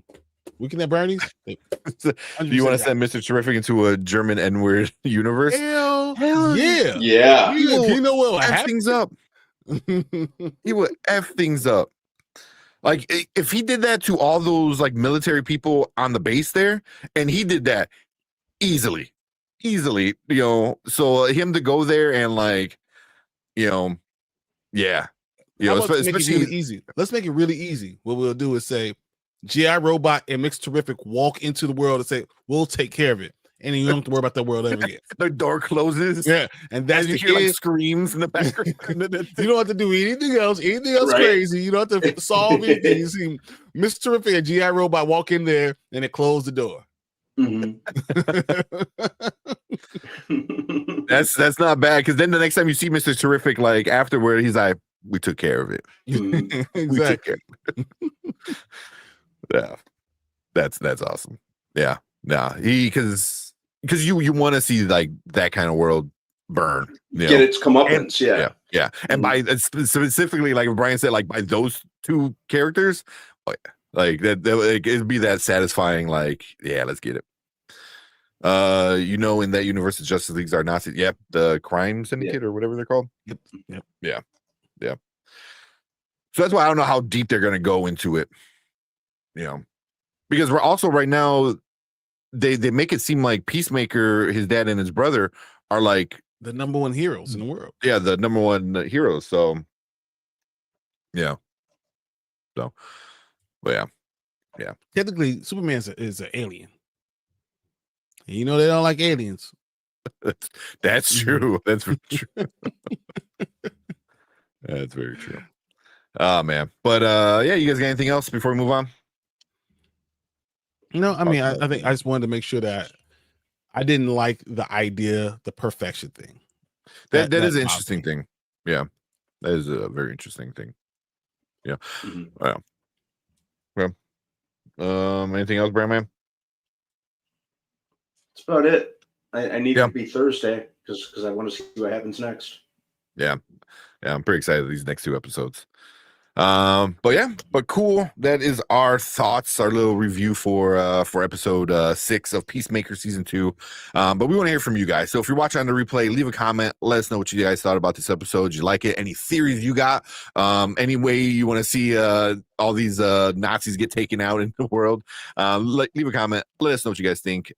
Make sure you guys hit that like button, hit that subscribe button. Come and join us when we talk about the next 2 episodes and how this all ends, and other fun, nerdy stuff as well. But we appreciate everyone in our live chat. We want you guys to stick around because we're going to move on to our next topic for the night. All right. Write that down. So a few comments I wanted to get to real quick. Kevin said, I know it's folks giving James Gunn making fun of Nazis and racism. If this was anybody else, we want them to be canceled. I don't know. It all depends on how it's handled. If it was just black people or just black and Hispanic people, then it might be different. But the fact that it seemed like it was Jewish, Asian, Indian, all those other things too, I think it's more inclusive. I don't think people can say that they want them canceled. Yeah. So and we need to be really grateful. That's James Gunn, honestly. Because it could be a lot worse. It could be someone who will be willing to say the word. That's remember I asked that question. I'm like, how far does he take this? Does he have them stay? Because if it was Quentin Tarantino, 100%. I was like, Quentin Tarantino, 100% would have said it 50,000 times, a different variation. One episode. Yeah. So yeah, it could have been worse. Because if this was an actual real thing, then yeah, racists don't stop themselves like, oh, I can't say the N word. Like, no, you're a piece of shit racist. You're gonna say everything under the freaking sun. Yeah, I also wouldn't like it though. If they would, if you went full, I would. If you would have went, revolt, I would, because I already feel very uncomfortable about the episode. I feel uncomfortable about the world. So, like, if you go full out, right, because I wonder if they are going to talk about like this being perfect, where there's like crime is low and blah blah blah, and I wonder if it's going to be very much like a 1984 thing where it's there's no crime because everyone's being monitored all the time, and then if there's any like uprising like the Sons of Liberty, it gets handled pretty quick, so I wonder if they do something like they go that route, because Nazi Germany wasn't known to be like nice to everybody. Like everyone was being monitored. So but so they won more the war. fear. They're not in war. They already won. Yeah, tell that to America right now. I mean, we won the war. Technically, they won. So yeah, and they could put everyone in concentration camps, and that's what you're gonna see. Wait, so how is that different than what's going on right now? Well, how's it different than any other day for exactly me? Yeah, exactly. Yeah. So I mean, if there's anybody you can like make fun of and joke at, it should be the Nazis, and that should be, you know, like, okay, you know what I mean? But like I said, as long as when he does portray somebody as, you know, the racist Nazi, there's a limit you can do it as a entertainment kind of thing. You know what I mean? You don't want to go full Quentin Tarantino, you know, but you want to be able to get the vibe across that, like, hey, these guys aren't good guys, you know? Yeah, So. and just you gotta be very careful. That's what I'm saying. Yeah. Yeah. Oh man. Yeah, cough, exactly. Alligator Exactly. Alcatraz. Yeah. Ugh. The cancel culture people can go. Exactly. No, it just That sucks. thing's all. Yeah. With that subject, excuse me. We going full Watiti. We're going with that. We'll take a. Yeah. You never go full Watiti. Don't go full. Well, but I mean, but he did the. You know, he goes, I'm never okay with joking about Nazis. No, like I think Jojo Rabbit did it great. You know, Jojo Rabbit did it amazingly. You know, because like him being, see, he wasn't Hitler. He was a imaginary friend that the kid pictured as Hitler. So it was like an imaginary Hitler kind of thing. So he was very, you know, thing. But I thought that was like well done, because that was like imaginary fake mixed in with real, and it was I love Jojo Rabbit. It's so fucking sad, man. Mm-hmm. It's so sad. But yeah, I got no problem making fun of Nazis. Fuck them. Yeah, sure. Never watching JoJo. Yeah, I'd be watching a zombie movie. Yeah, I mean, I get why people like you don't want to watch something like that. You know, like there's other people I know that are like, I don't want to watch it, and I get why. 100%, I get why.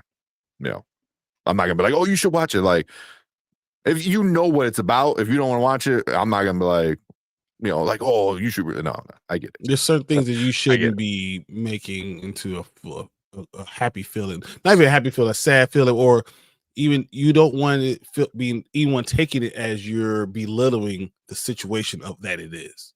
It's already so bad. That's why I hate about things when you talk about slavery and belittling these things, that, you know, or pretend like it didn't exist. Either. I don't want either of that, any of that stuff.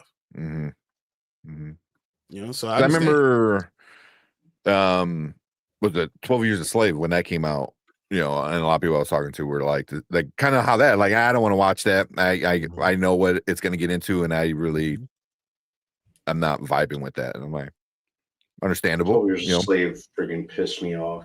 You know, but didn't that win awards? I feel like that won a bunch of awards, not a bunch, but of course, but it's what people do, though. I mean, that's why you say you don't necessarily want that. I don't want people to forget, but it's so America to pretend like it doesn't exist, but then hold on to the ideals. So America. So like it's just, bro, that is the kind of spot on. That's spot on. Yeah, gotta remember my family was occupied Netherlands. Yeah, I mean, I understand like why you kind of wouldn't want to even talk about, you know, Nazis or stuff like that. Yeah, you know? I mean, I have our family tree traced back into, you know, from slavery. So I know when we came over on the boat, I know who was slaves, when it changed to sharecropping. I know all those things. So yeah, trust me, it's real. You know. Yeah. And then, yeah, the Nazis have been made fun of. I know, like Disney made fun of Nazis for, you know, a while too. Disney also did not. Also, they also, you know, Walt Disney. Yeah. But one thing I saw that was kind of interesting was they put Peacemaker in Fortnite, right? Because fucking everything is in Fortnite now. And he did this version of the dance. After the episode from Thursday, they pulled I don't know if they pulled the character, but I know for sure they pulled the emote, the dance, because the whole thing, the way he was dancing was symbolic of the swastika, you know. And he even said, I forgot, I saw a clip on TikTok of him, and he said like he pulled from an old Disney video when they were like making fun of Nazis, and Donald Duck was like portraying a Nazi, and he did the same kind of hand gesture thing with the up and down hands. So I was like, huh, I didn't know that, but that's like in the 40s. So, and obviously Disney's not gonna be promoting that. It was like, I mean, they did for a long time. but it was also like it was making fun of it. It was like this is why you should hate Nazis. So it was very like war propaganda against Germany. Mm-hmm. Yeah, they pulled the dance. Yeah. Which I was like, did no one in Warner Brothers, did James Gunn be like, yeah, heads up, don't use that? Yeah. That's what like, or that's what I was kind of like lost. I was like, either they did it without them knowing, which sounds weird because I don't think there's no way that can happen. Because wouldn't him as the head of the studio have to know about it?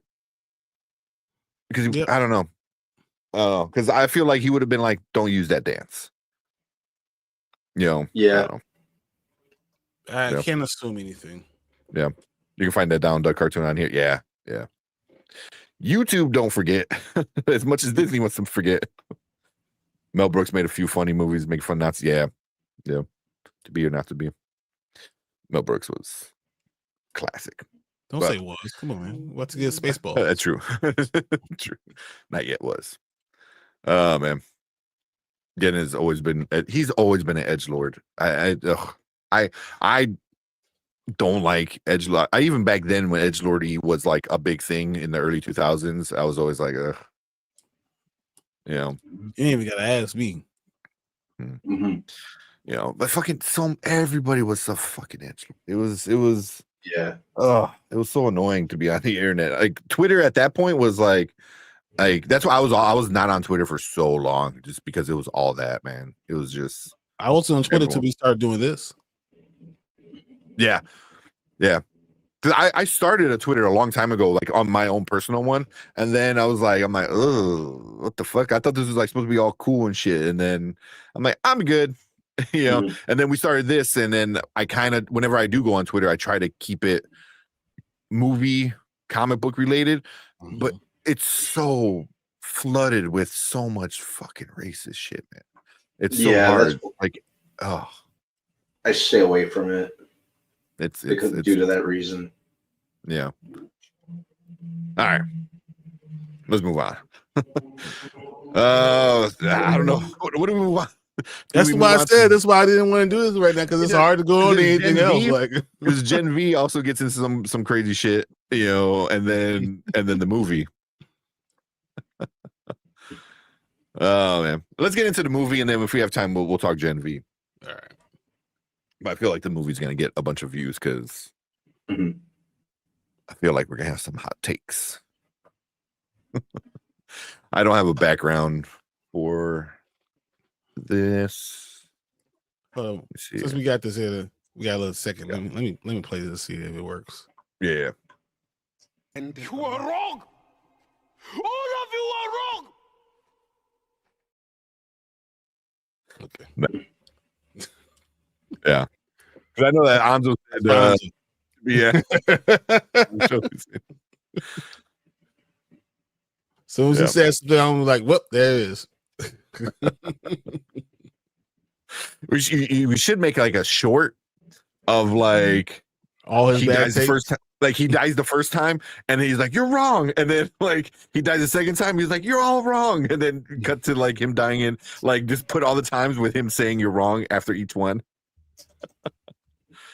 Oh my god, that scene is so epic because it's also the scene that he kind of talks about.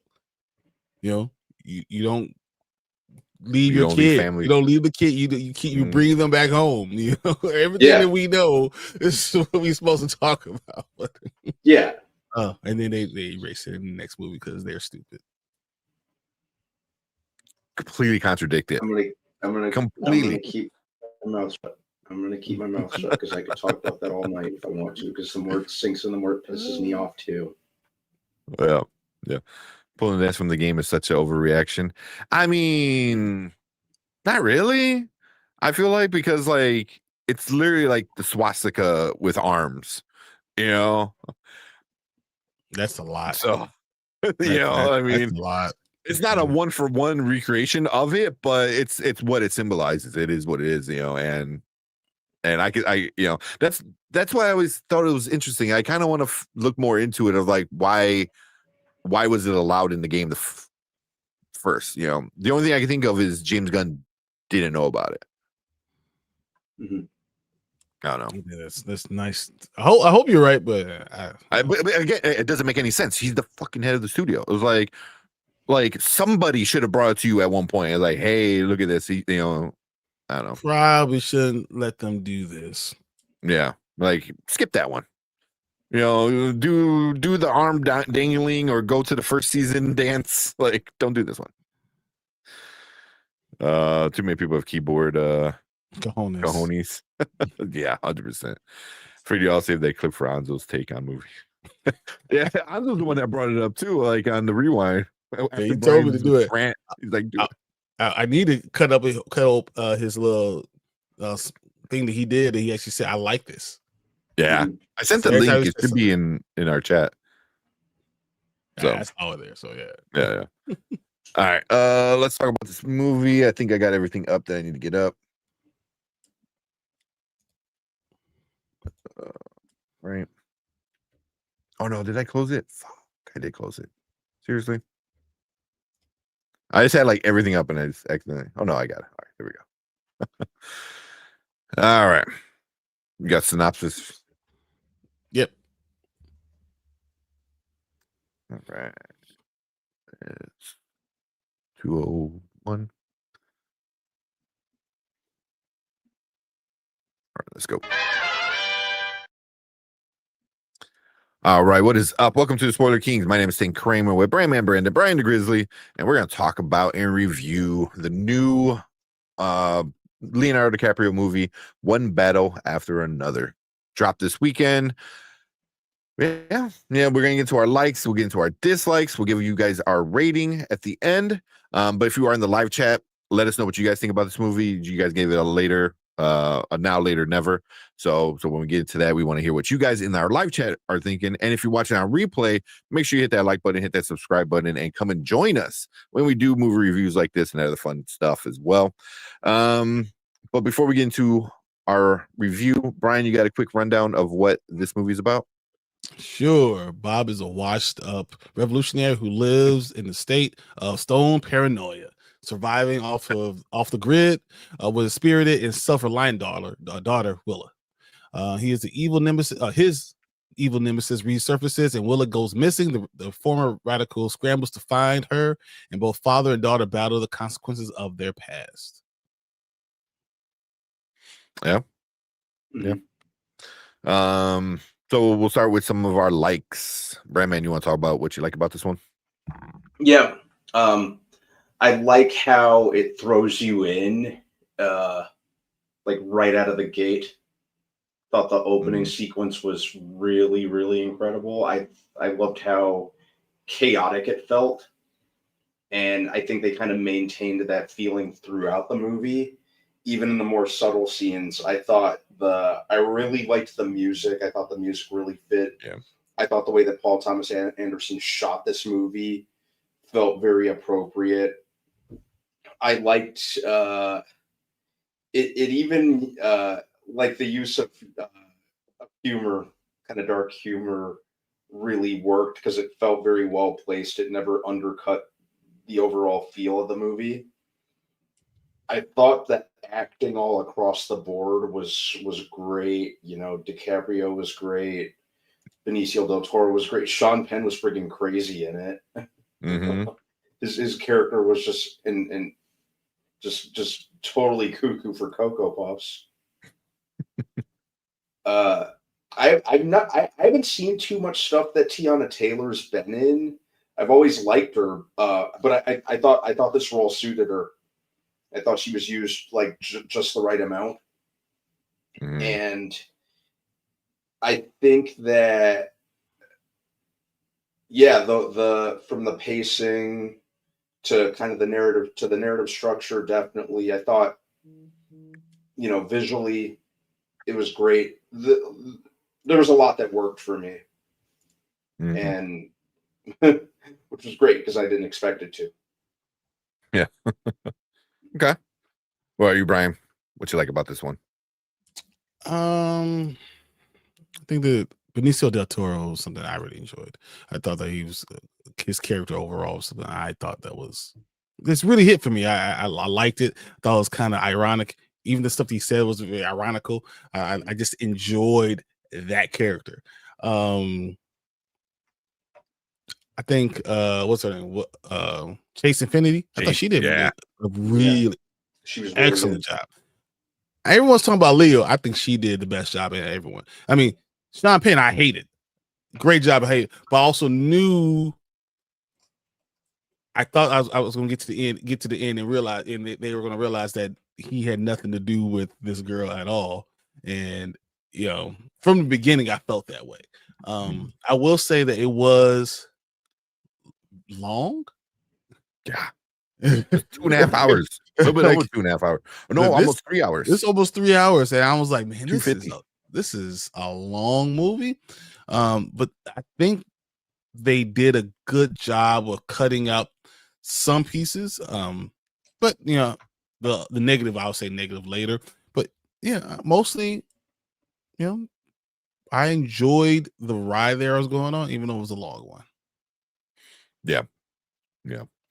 And I'm there with you guys as well. Like, all the acting was great. And even like Chase Infinity, I had to look her up because she really is not in anything.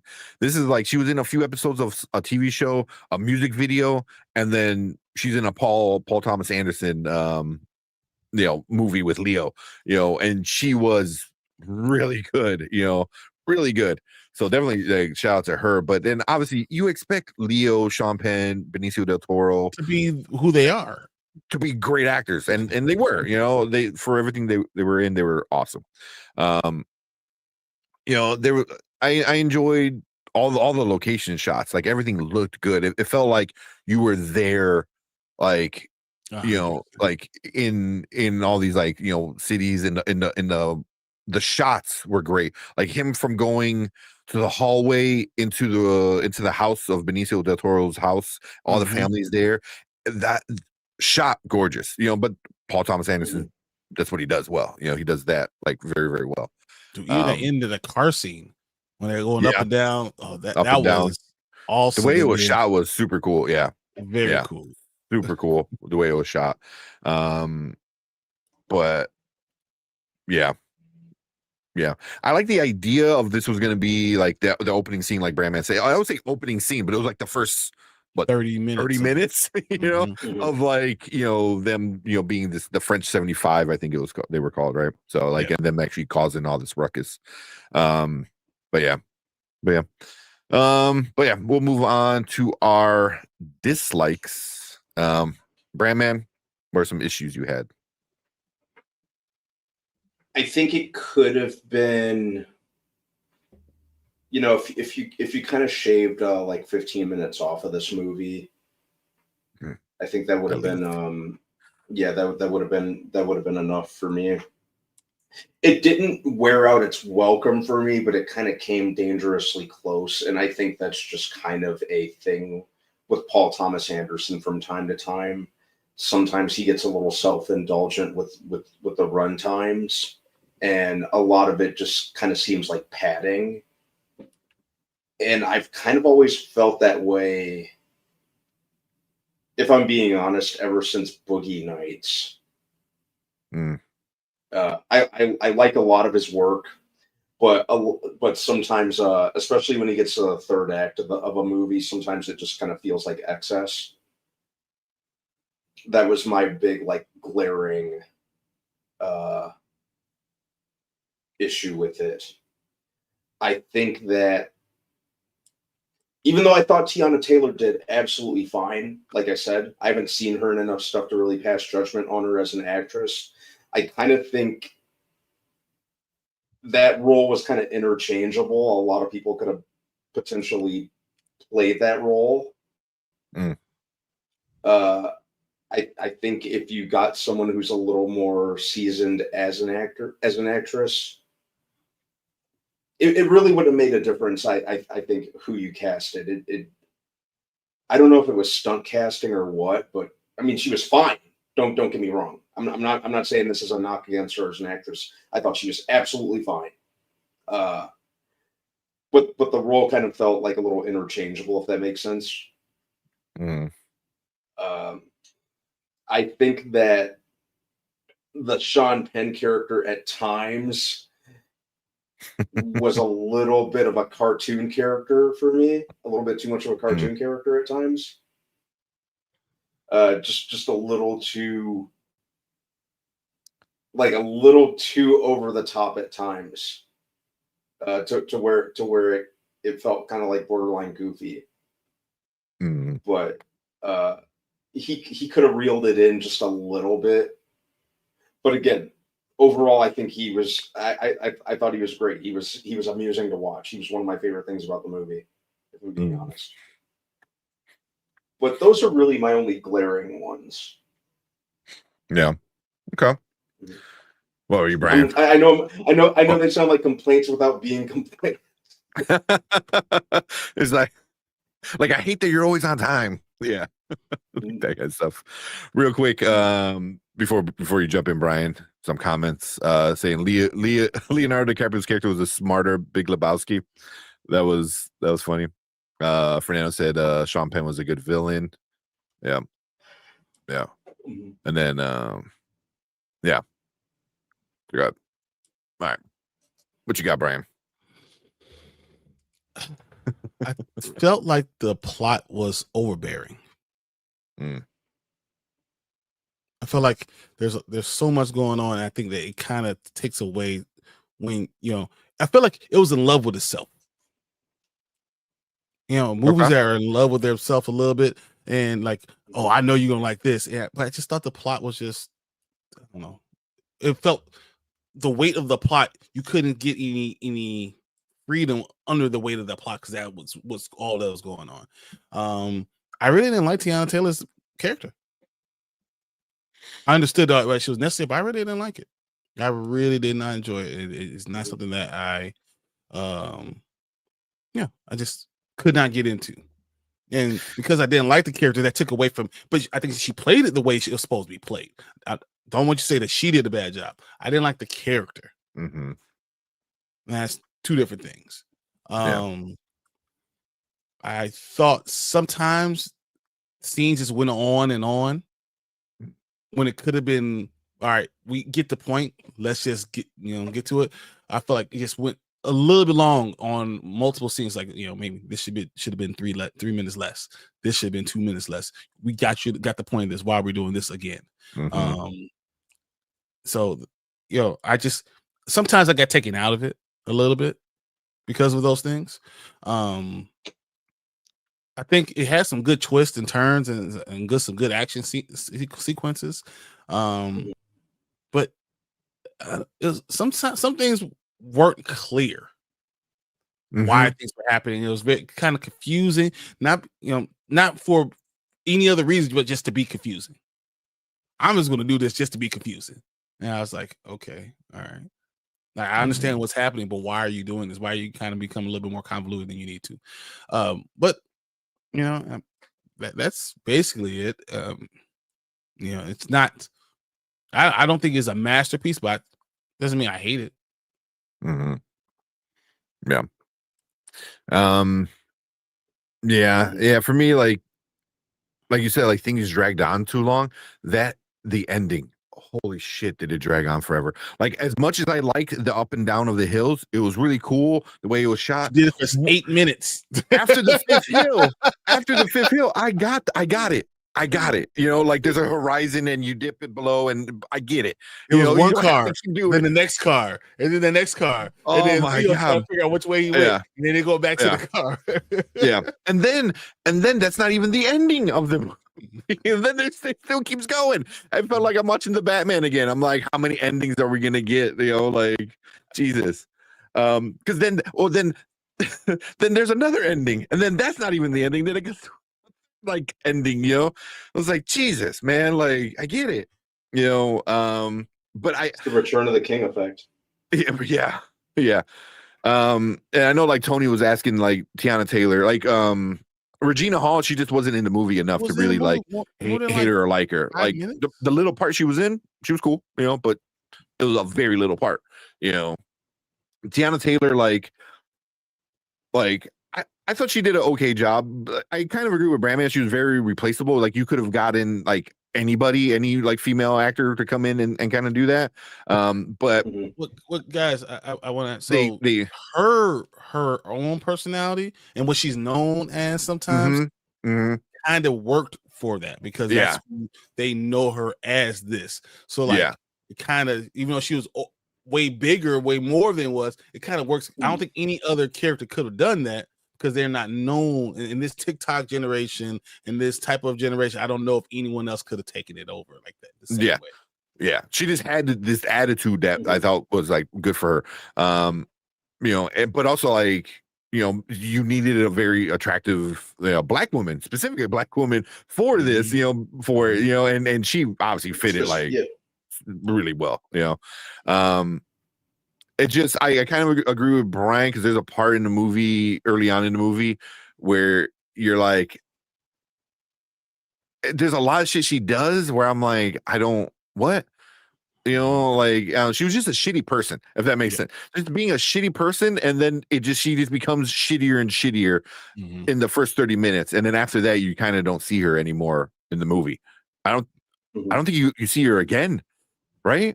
Not after the first 30 minutes. I don't think you hear her letters, but you know she's alive. That's it. Yeah. All the way, 3 hours in after the end of the movie, she's still alive. But she was she did it the role okay. I agree with Brian. Like the character was kind of a shitty person. But everything was predictable. I like right off the bat when she first meets Sean Penn, like in the first 5 minutes, like, and she has him do certain things, stuff like that. I was like, I know where this is going. I know, blah blah blah, this and that. Like, I'm like, okay.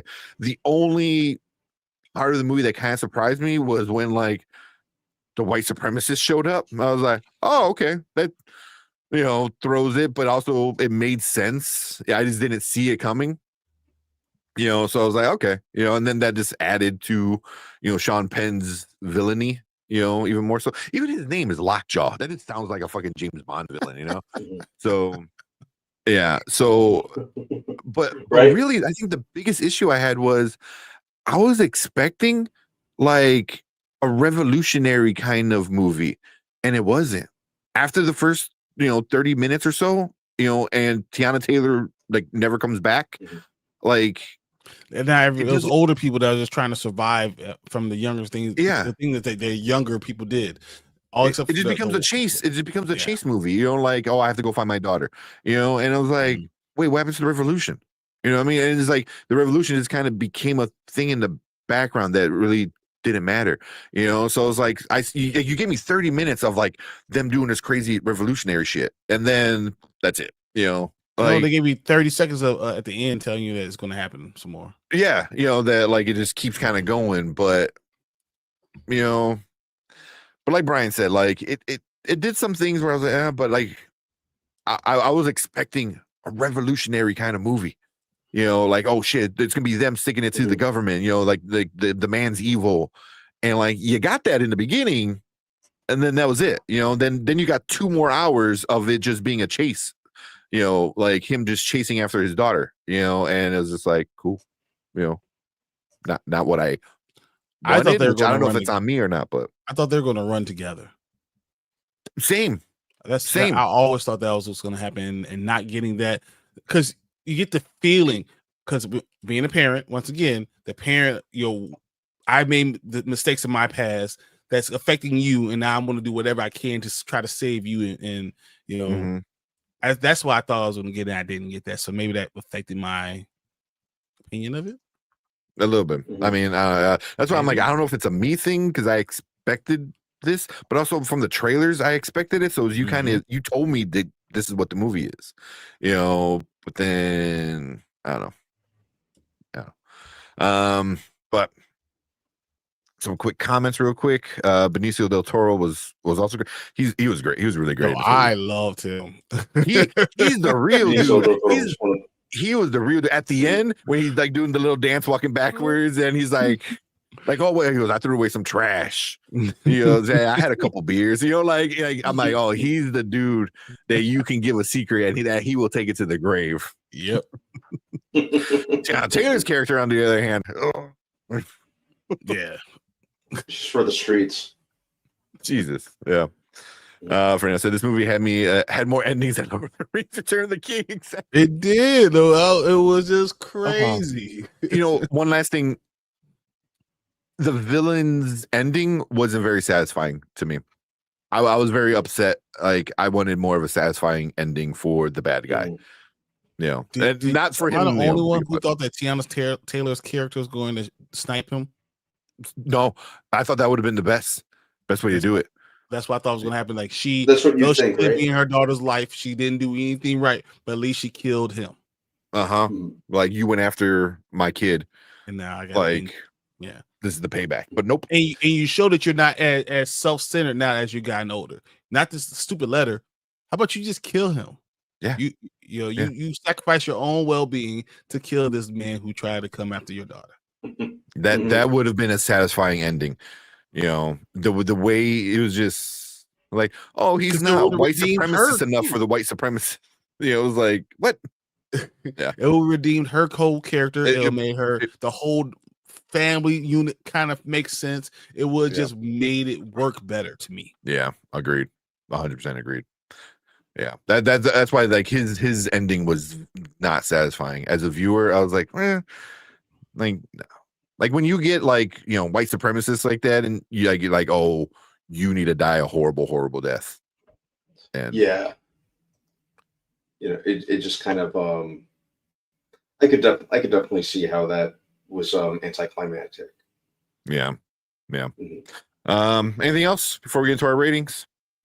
Anything you guys forgot or bring up? I think that you guys said the cinematography, soundtrack, the pacing, soundtrack was good. All that is amazing. Acting was all that was amazing. So it's I don't know if I like the plot as much as everyone else is.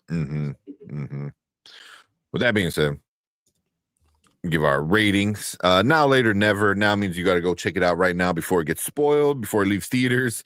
Later means you wait till it's at home and watch it at home, and never means just skip it completely. Not worth your time or your money.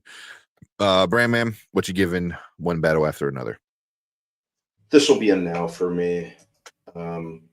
Really enjoyed it. I think, like I said, the worst I could say about it is Paul Thomas Anderson kind of got a little self-indulgent with the ending of the movie, as he tends to. But overall, I really liked it. I liked the way that it was shot. I love the acting all around the board. I think the actress who played DiCaprio's daughter has a long career ahead of her after this, because she made quite an impression. I thought it was pretty well balanced. Like I said, it really wasn't registering for me when I first heard about it, until we got closer to release. But I really think that it struck the landing. It's definitely one of my favorite movies of the year so far. I'm probably going to make time to go give it another watch. But yeah, this is absolutely a now for me. Okay. What about you, Brian?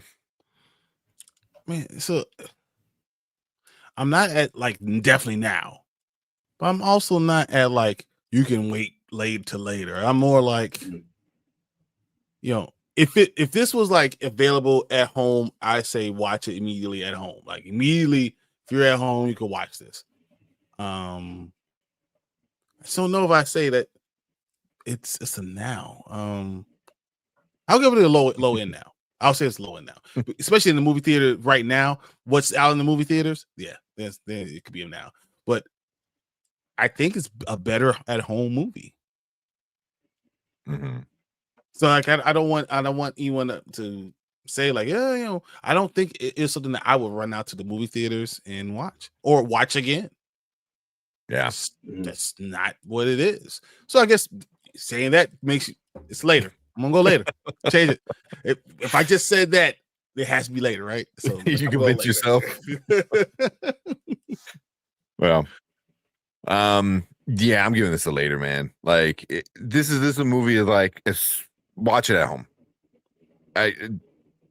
It's getting a lot of love. People are great. I think like it's just a better watch at home for me, like than going to the theater. So when you can rent it on Fandango or whatever Voodoo or whatever service you guys use, rent it. It'll probably be out in like what a month anyway, 8 weeks, The 2 pre-orders, months. Digital, yeah. The pre-orders are already gone. They're already sold out. Wow, damn, that's crazy. Yeah, so I mean, for me, it was just a later because the whole time I'm watching, I'm like, cool. It looks cool. Acting's cool. There's some funny moments in it for sure. But it didn't. I'd rather have gone seen Demon Slayer again in theaters. Like that's where I'm at with it. Like, but I do recommend maybe watching it at home. Because it does have some entertainment value. But overall, I was like, I have it exactly how I felt like about Killers of the Flower Moon.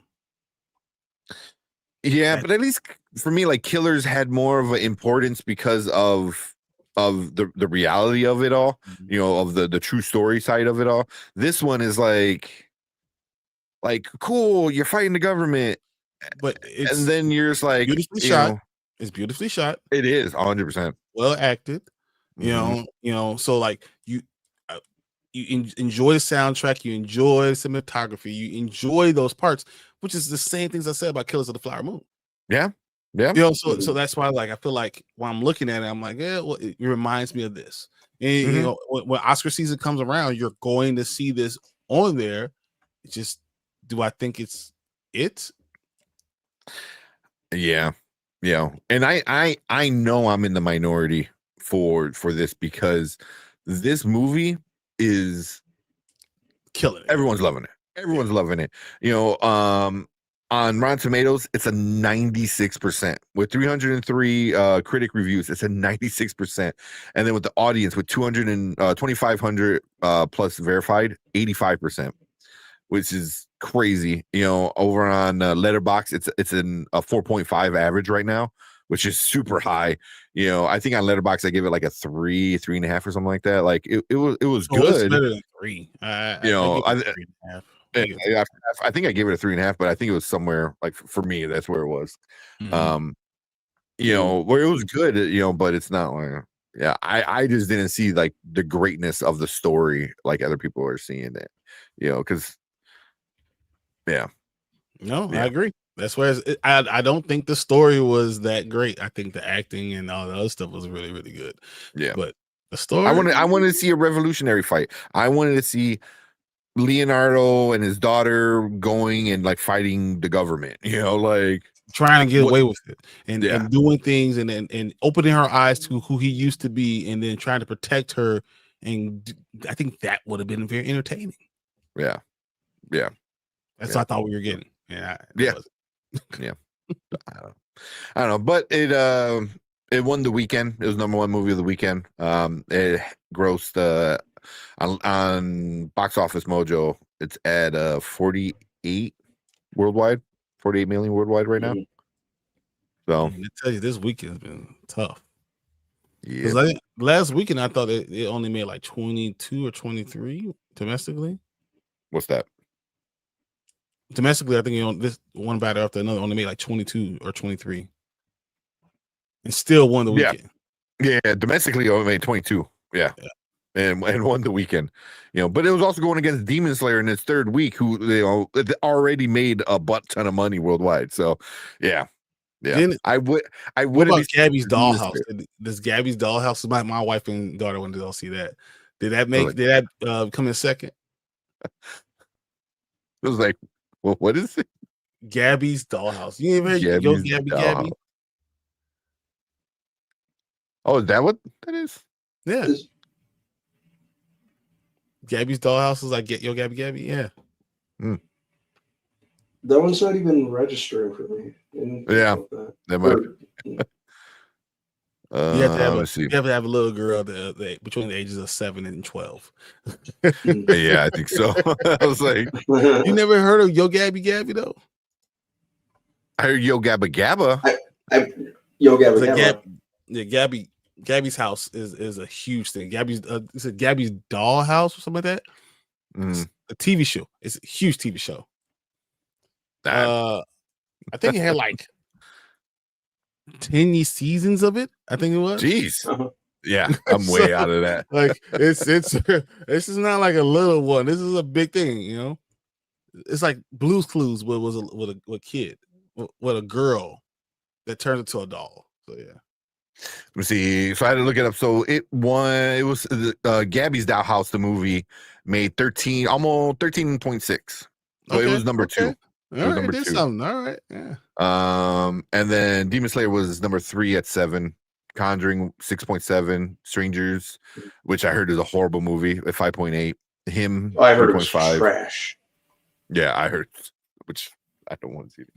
I mean, it's such a bad weekend that Spider-Man, the re-release of Spider-Man, is number 9 of the weekend. It was the fandom event of where they played Spider-Man, Spider-Man 2, and Spider-Man 3, and that made $2.2 million this weekend. So that tells you a lot. But yeah, I mean, that Gabby's Dollhouse one number second. So, well, that's crazy.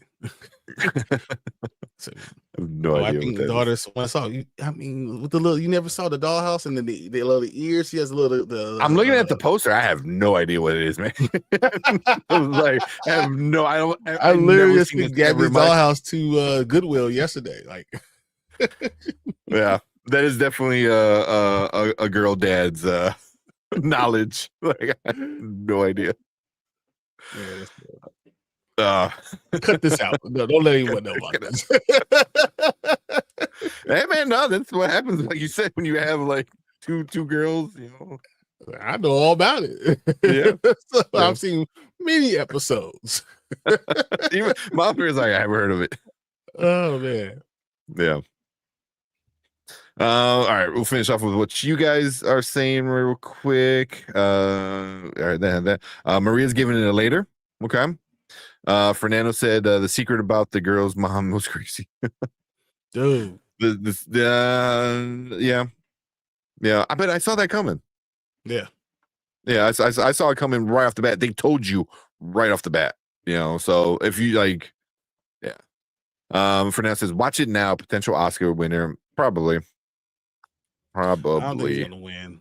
I don't know if he wins. It's gonna be nominated. You know, it can be nominated. TJ said one battle after another was a banger. I know Anzo said I hated it.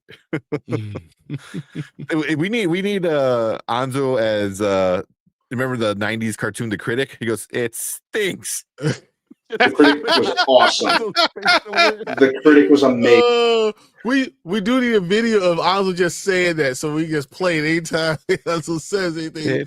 But he just says, it stinks, and that's it. But I do agree with him. I don't know if I hated it, but it really wasn't like it didn't do it for me. But yep. So do it. Yeah, that's our review. It's all our thoughts. Some of you guys in our live chat as well give your opinion. But we want to hear from you. So if you're watching our replay, hit that like button, hit the subscribe button, leave a comment. Let us know what you thought about one battle after another.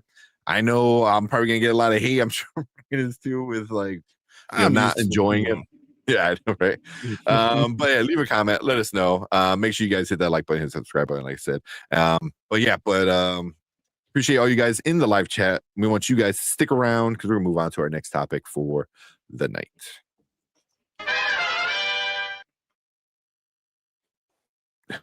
Definitely need a what the change the cameras? How did I do that? I didn't even tell her to do anything. He just changed cameras on me. What the heck? I think your mic changed too. What the hell, guys? Sounds echoey.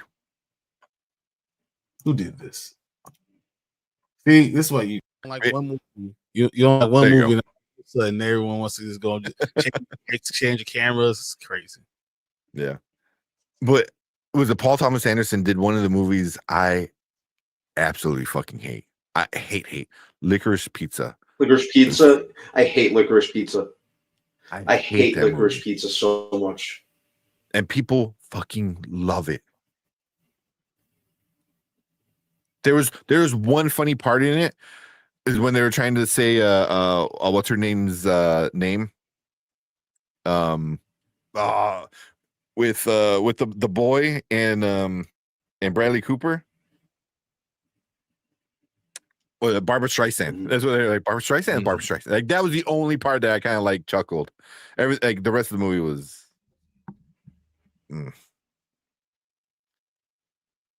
Yeah, I fucking hate that movie so bad. Yeah. I am not a Licorice Pizza fan. Yeah. That's another one we need to download. Do it. Download that one. Oh man. Yeah, just get Anzo's we get his animated face to fit over the critic. That should be it. That would be great. I love it. Oh man. Licorice Pizza sounds like a crime against food. I wish it had something about like food. It was just I know Brian said it. I think my girlfriend said it. It's like Licorice Pizza is like, hey, what if you're a white suburban boy in the 80s? 100%. Cool. That's all it is. Yeah. All right. What you guys you want to call it or you want to talk Gen V? I mean, our Gen V videos really don't get a lot of views anyway, but I don't know if you want to talk about it or not. It's whatever. I'll do whatever. Either It's way. It's 12:30, so it's up to you guys. I'm literally about to do this do it thing. So yeah. His best movie is There Will Be Blood. Yeah, that's a good one. There Will Be Blood was so good, but a lot of people didn't like that. A lot of people loved it, and then other people that just didn't like it. What's the on Boogie Nights? I love Boogie Nights. Yeah, that's a really good one too. I appreciate for it. What is that? I'm down. Brian says he's down. So what's up, Brandman? You want to do it or you want to call it? You got hey. Do it. Do it. Do it. The repeat near the end. All right. Do it.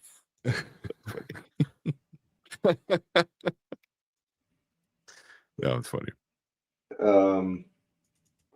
That's my call to make. Yeah, man, it's your call to make because I'm gonna be up for another fucking hour and a half anyway. So if you guys just want to knock it out, we can. Gen V.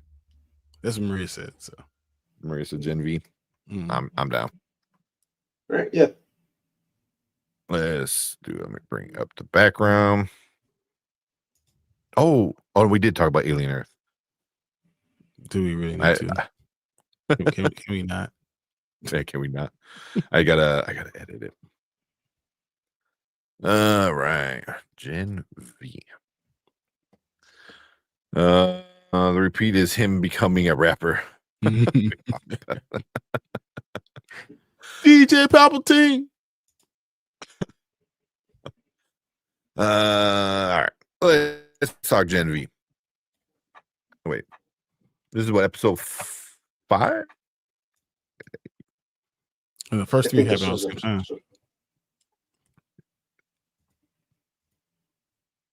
Because it was the first 3, and then this is the 4th one. Is this 4?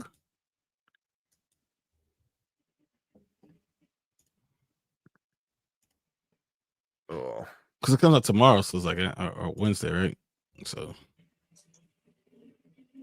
yeah, so this is episode 4. So we're halfway through already.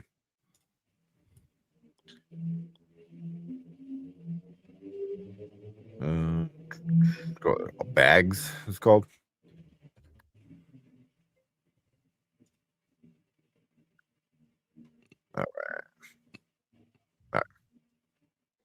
let's do this.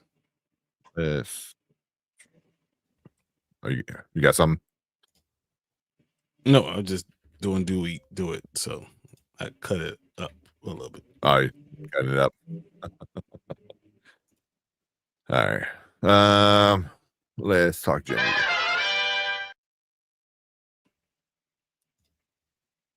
All right. What is up? Welcome to Spoiler Kings. We have another discussion about the newest Gen V episode. We're talking about season 2, episode 4. I believe this one was called Bags. Yeah. I mean, we get a cool fight scene. We get to find out what Cypher is really doing, who he is at least, and what power set he has. Oh, was I laggy? Yeah. Okay, you're fine now. You're good. Was it really bad?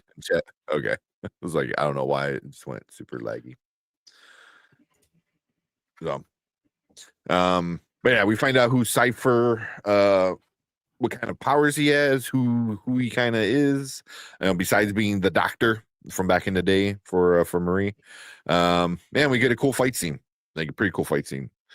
Yeah, unless I'm missing anything else, I'm sure we'll get into it. But Brandman, what you think about episode 4 of Gen V? It was fine. It kind of I don't think it really gained too much traction for me. And mind you, I'm going off my one watch of it last week. It was fine.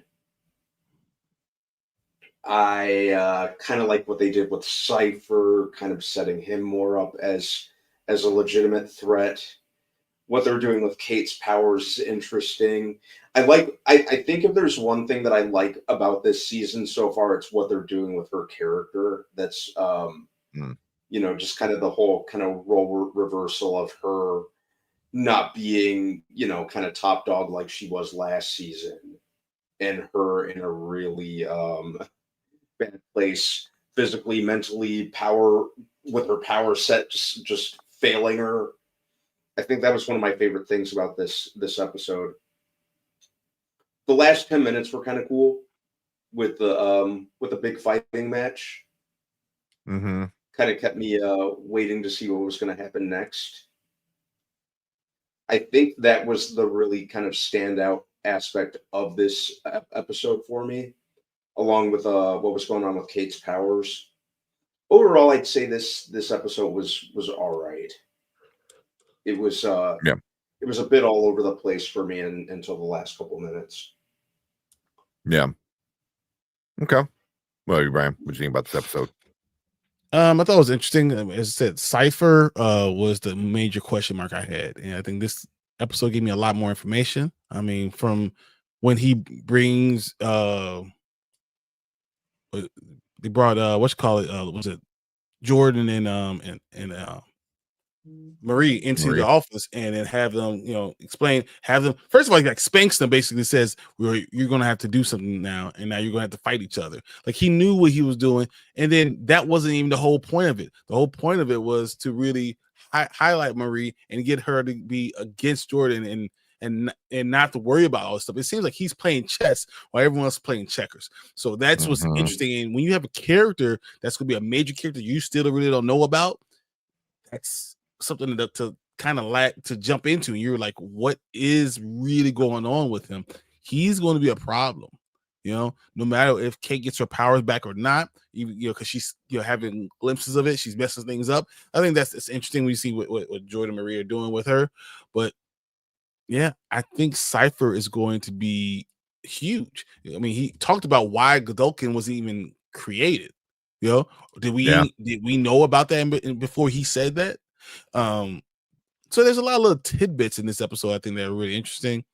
I didn't like a lot of the undertones, the negative undertones, especially about sexual orientation and things like that we kind of got in this episode. I really didn't appreciate seeing all that, but I understand that they do these things because the world is that way. But sometimes when you give that stuff power, it becomes, it's just as bad as, even though you're trying to highlight it, it sometimes could be just taking it just as bad. And those things kind of bother me a little bit. Yeah, maybe I'm on my own. Maybe I'm just reading too much into it, but I feel like that was unnecessary. So, but I mean, the episode overall was fine. Yeah.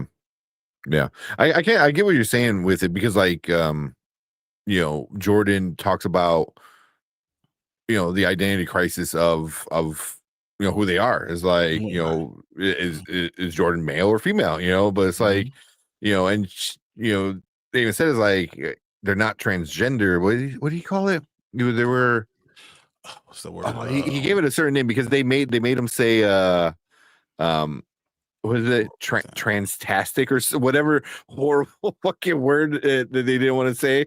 I thought that was like kind of interesting, but I get what you're saying because, like, when you put out like that, like, where all these people are very bigoted and hate Jordan now, it allows the people who are really like that in the real world to be like, oh, see, look, the show's good, and we saw that in last season of The Boys, where people were like doing all this messed up shit, and people were like, I don't see a problem with that. It's like, because the world is horrible, right? And the world's going, and no one reads or watches things fully, so they'll take your little clip and say, show it to someone, and they're gonna be like, oh yeah, that's exactly it, instead of really seeing the full picture of what it should be and what they really were trying to say. And I think that's always something you have to watch out for.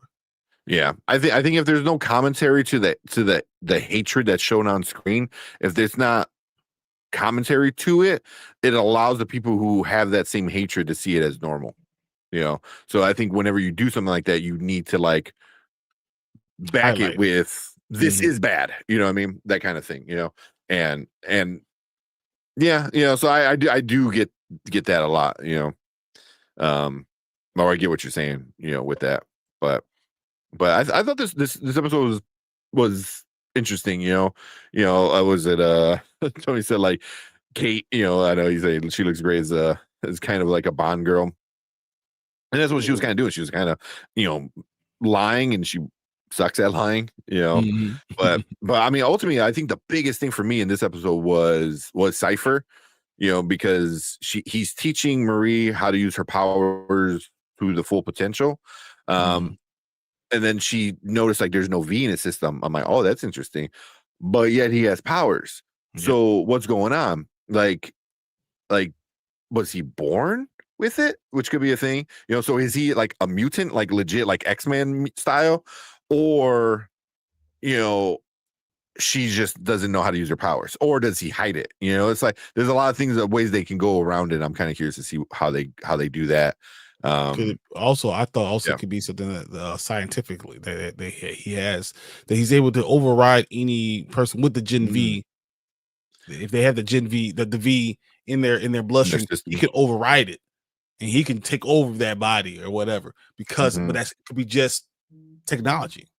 Yeah, maybe it's like a technology kind of thing. Yeah. Like like an Iron Man to embedded into his head, or embedded in something. Well, it's a chip, and then the way you beat him is to override that chip or to overwhelm that chip. It could be something as simple as that. Yeah. I mean, there's a bunch of different ways they can go about on explaining Cypher and his powers, and I'm really interested to see how that goes. Because he's a problem. He showed it in this episode. He is a problem. Like he knew about the camera. He knew about everything. He knew that playing chess. Yeah, like he's like 10 steps ahead, playing a different game. Like he even flats out tells Marie, he goes, I already know what you guys are trying to do. I already know you're Odessa and you're trying to figure out blah blah blah. So I was like, damn, it's really like interesting, like, because every time they think they got something, he's like, I already know what you're doing. So he's gonna be a problem for sure. But even like I liked what's her name, the chick who grows big and small, was it Emma? Emma. Mm-hmm. I liked her because like her superpower is like getting people hyped, man. It's like her super. That's her real superpower. Is like getting people like to follow her. You know what I mean? Like Mhm. Like she got these two other girls who are very like self-doubting, like my powers suck, and she's like, your power's awesome. And then she, one of the best things, gave her the other girl Bushmaster, gave her the name. Yeah, Bushmaster. Oh my god! I was And like, then we see the power because I'm like, how are those superpowers? And then she actually uses them. I was like, gross, but okay, you know, like, oh man, like that's the one thing with like the boys in Gen V is like the way they go with superpowers are like shit you never would have thought of, you know. Mhm. She would have never thought of. You're like, that's my superpower. You're like, what? That's a great name though to be able to come up with it. I'll never think of 100%. Bushmaster the same way. Never. Yep. Luke Luke Cage, Cage's nope. villain. It's got to change because his is more I don't know, like regional, you know, from where he's from. Like hers is more literal. Mhm. He's from the bush. She Yeah. She is the is Bushmaster. the bush. Yeah. Oh, Yeah. Do you think the other girls will join the team?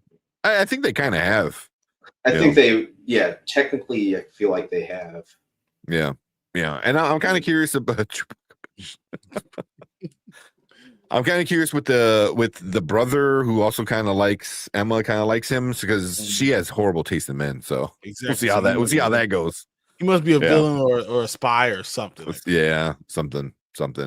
So, but overall, I'm like, it's a good episode. I'm really kind of curious to see what happens to it all. You know, because you still have a lot of stuff going on in the background, like with Firecracker, doing her, her TV show, and saying all this crazy shit. Yeah. Starlight, Yeah. So, yeah. So, Bushwalker, Tony's crazy. You need that's your superpower, man. You give names to these characters. But yeah, it's fun to see them fight each other. I think it was really interesting, and then seeing Cypher really stretch his powers and like, damn. Agreed. But yeah, because even when he went to go use the washroom, I was like, does he know? Because the whole time I'm like, does he know what's going on? That's why he went to go use the washroom. Because it felt very random. Like you don't do that in the middle of a conversation. He knew it was time. Oh, I gotta go. I'm gonna go. Then let this happen. Yeah, I'm gonna have this tiny girl look at my booty hole. Like, Oh, I mean, it's super funny. But yeah, it was a good episode. It's a good episode. I'm really curious though. Like Cypher is an interesting character, and I feel like the boys universe is missing an interesting character like that. Because why would you make a person who can defeat Homelander? You know what I mean? Like, there's just a lot of stuff going on. You're gonna have the same problem once they realize they're all powerful. You already have a character that could be a Homelander. Yeah, technically, yeah. So, but cool. You guys got anything else? No, I mean I'm interested in seeing what we're gonna get tomorrow. So yeah, let's go. Yeah. Or Wednesday. I'm sorry. Tomorrow, Wednesday for us is Tuesday. So yeah. Technically. But cool. Yeah. Some real quick comments. Fernando said the season of Gen V is killing it. Not bad. Okay. I like it. Maria said this episode was a great episode. The boys had more meat in it than a Divorce Valley mom with 3. Oh man. Right, even Gen V. Yeah. But yeah, I mean this universe is very graphic in many ways. Many ways. To say the absolute least. Yeah, exactly. But yeah, that's our thoughts about this episode 4 of Gen V. Halfway through the season, so we'll see where the second half goes, because I think the second half is going to get a little crazy. for sure. But we'll see how it goes. But make sure you guys hit that like button, hit the subscribe button, come and join us when we talk about Gen V and do these little episode discussions. We appreciate all you guys coming in, hanging out with us in the live chat. We want you guys to stick around because we're gonna move on to our next topic for the night. All right, that's it. Oh man. I am tired, so let's go and get out of here. Yeah. Exactly. Oh man. But yeah, we appreciate everyone hanging out with us. Appreciate Travis with that super chat. Always appreciate super chats. Appreciate all you guys coming in, hanging out with us. Your Mama Bear being our mod, making sure everything's good.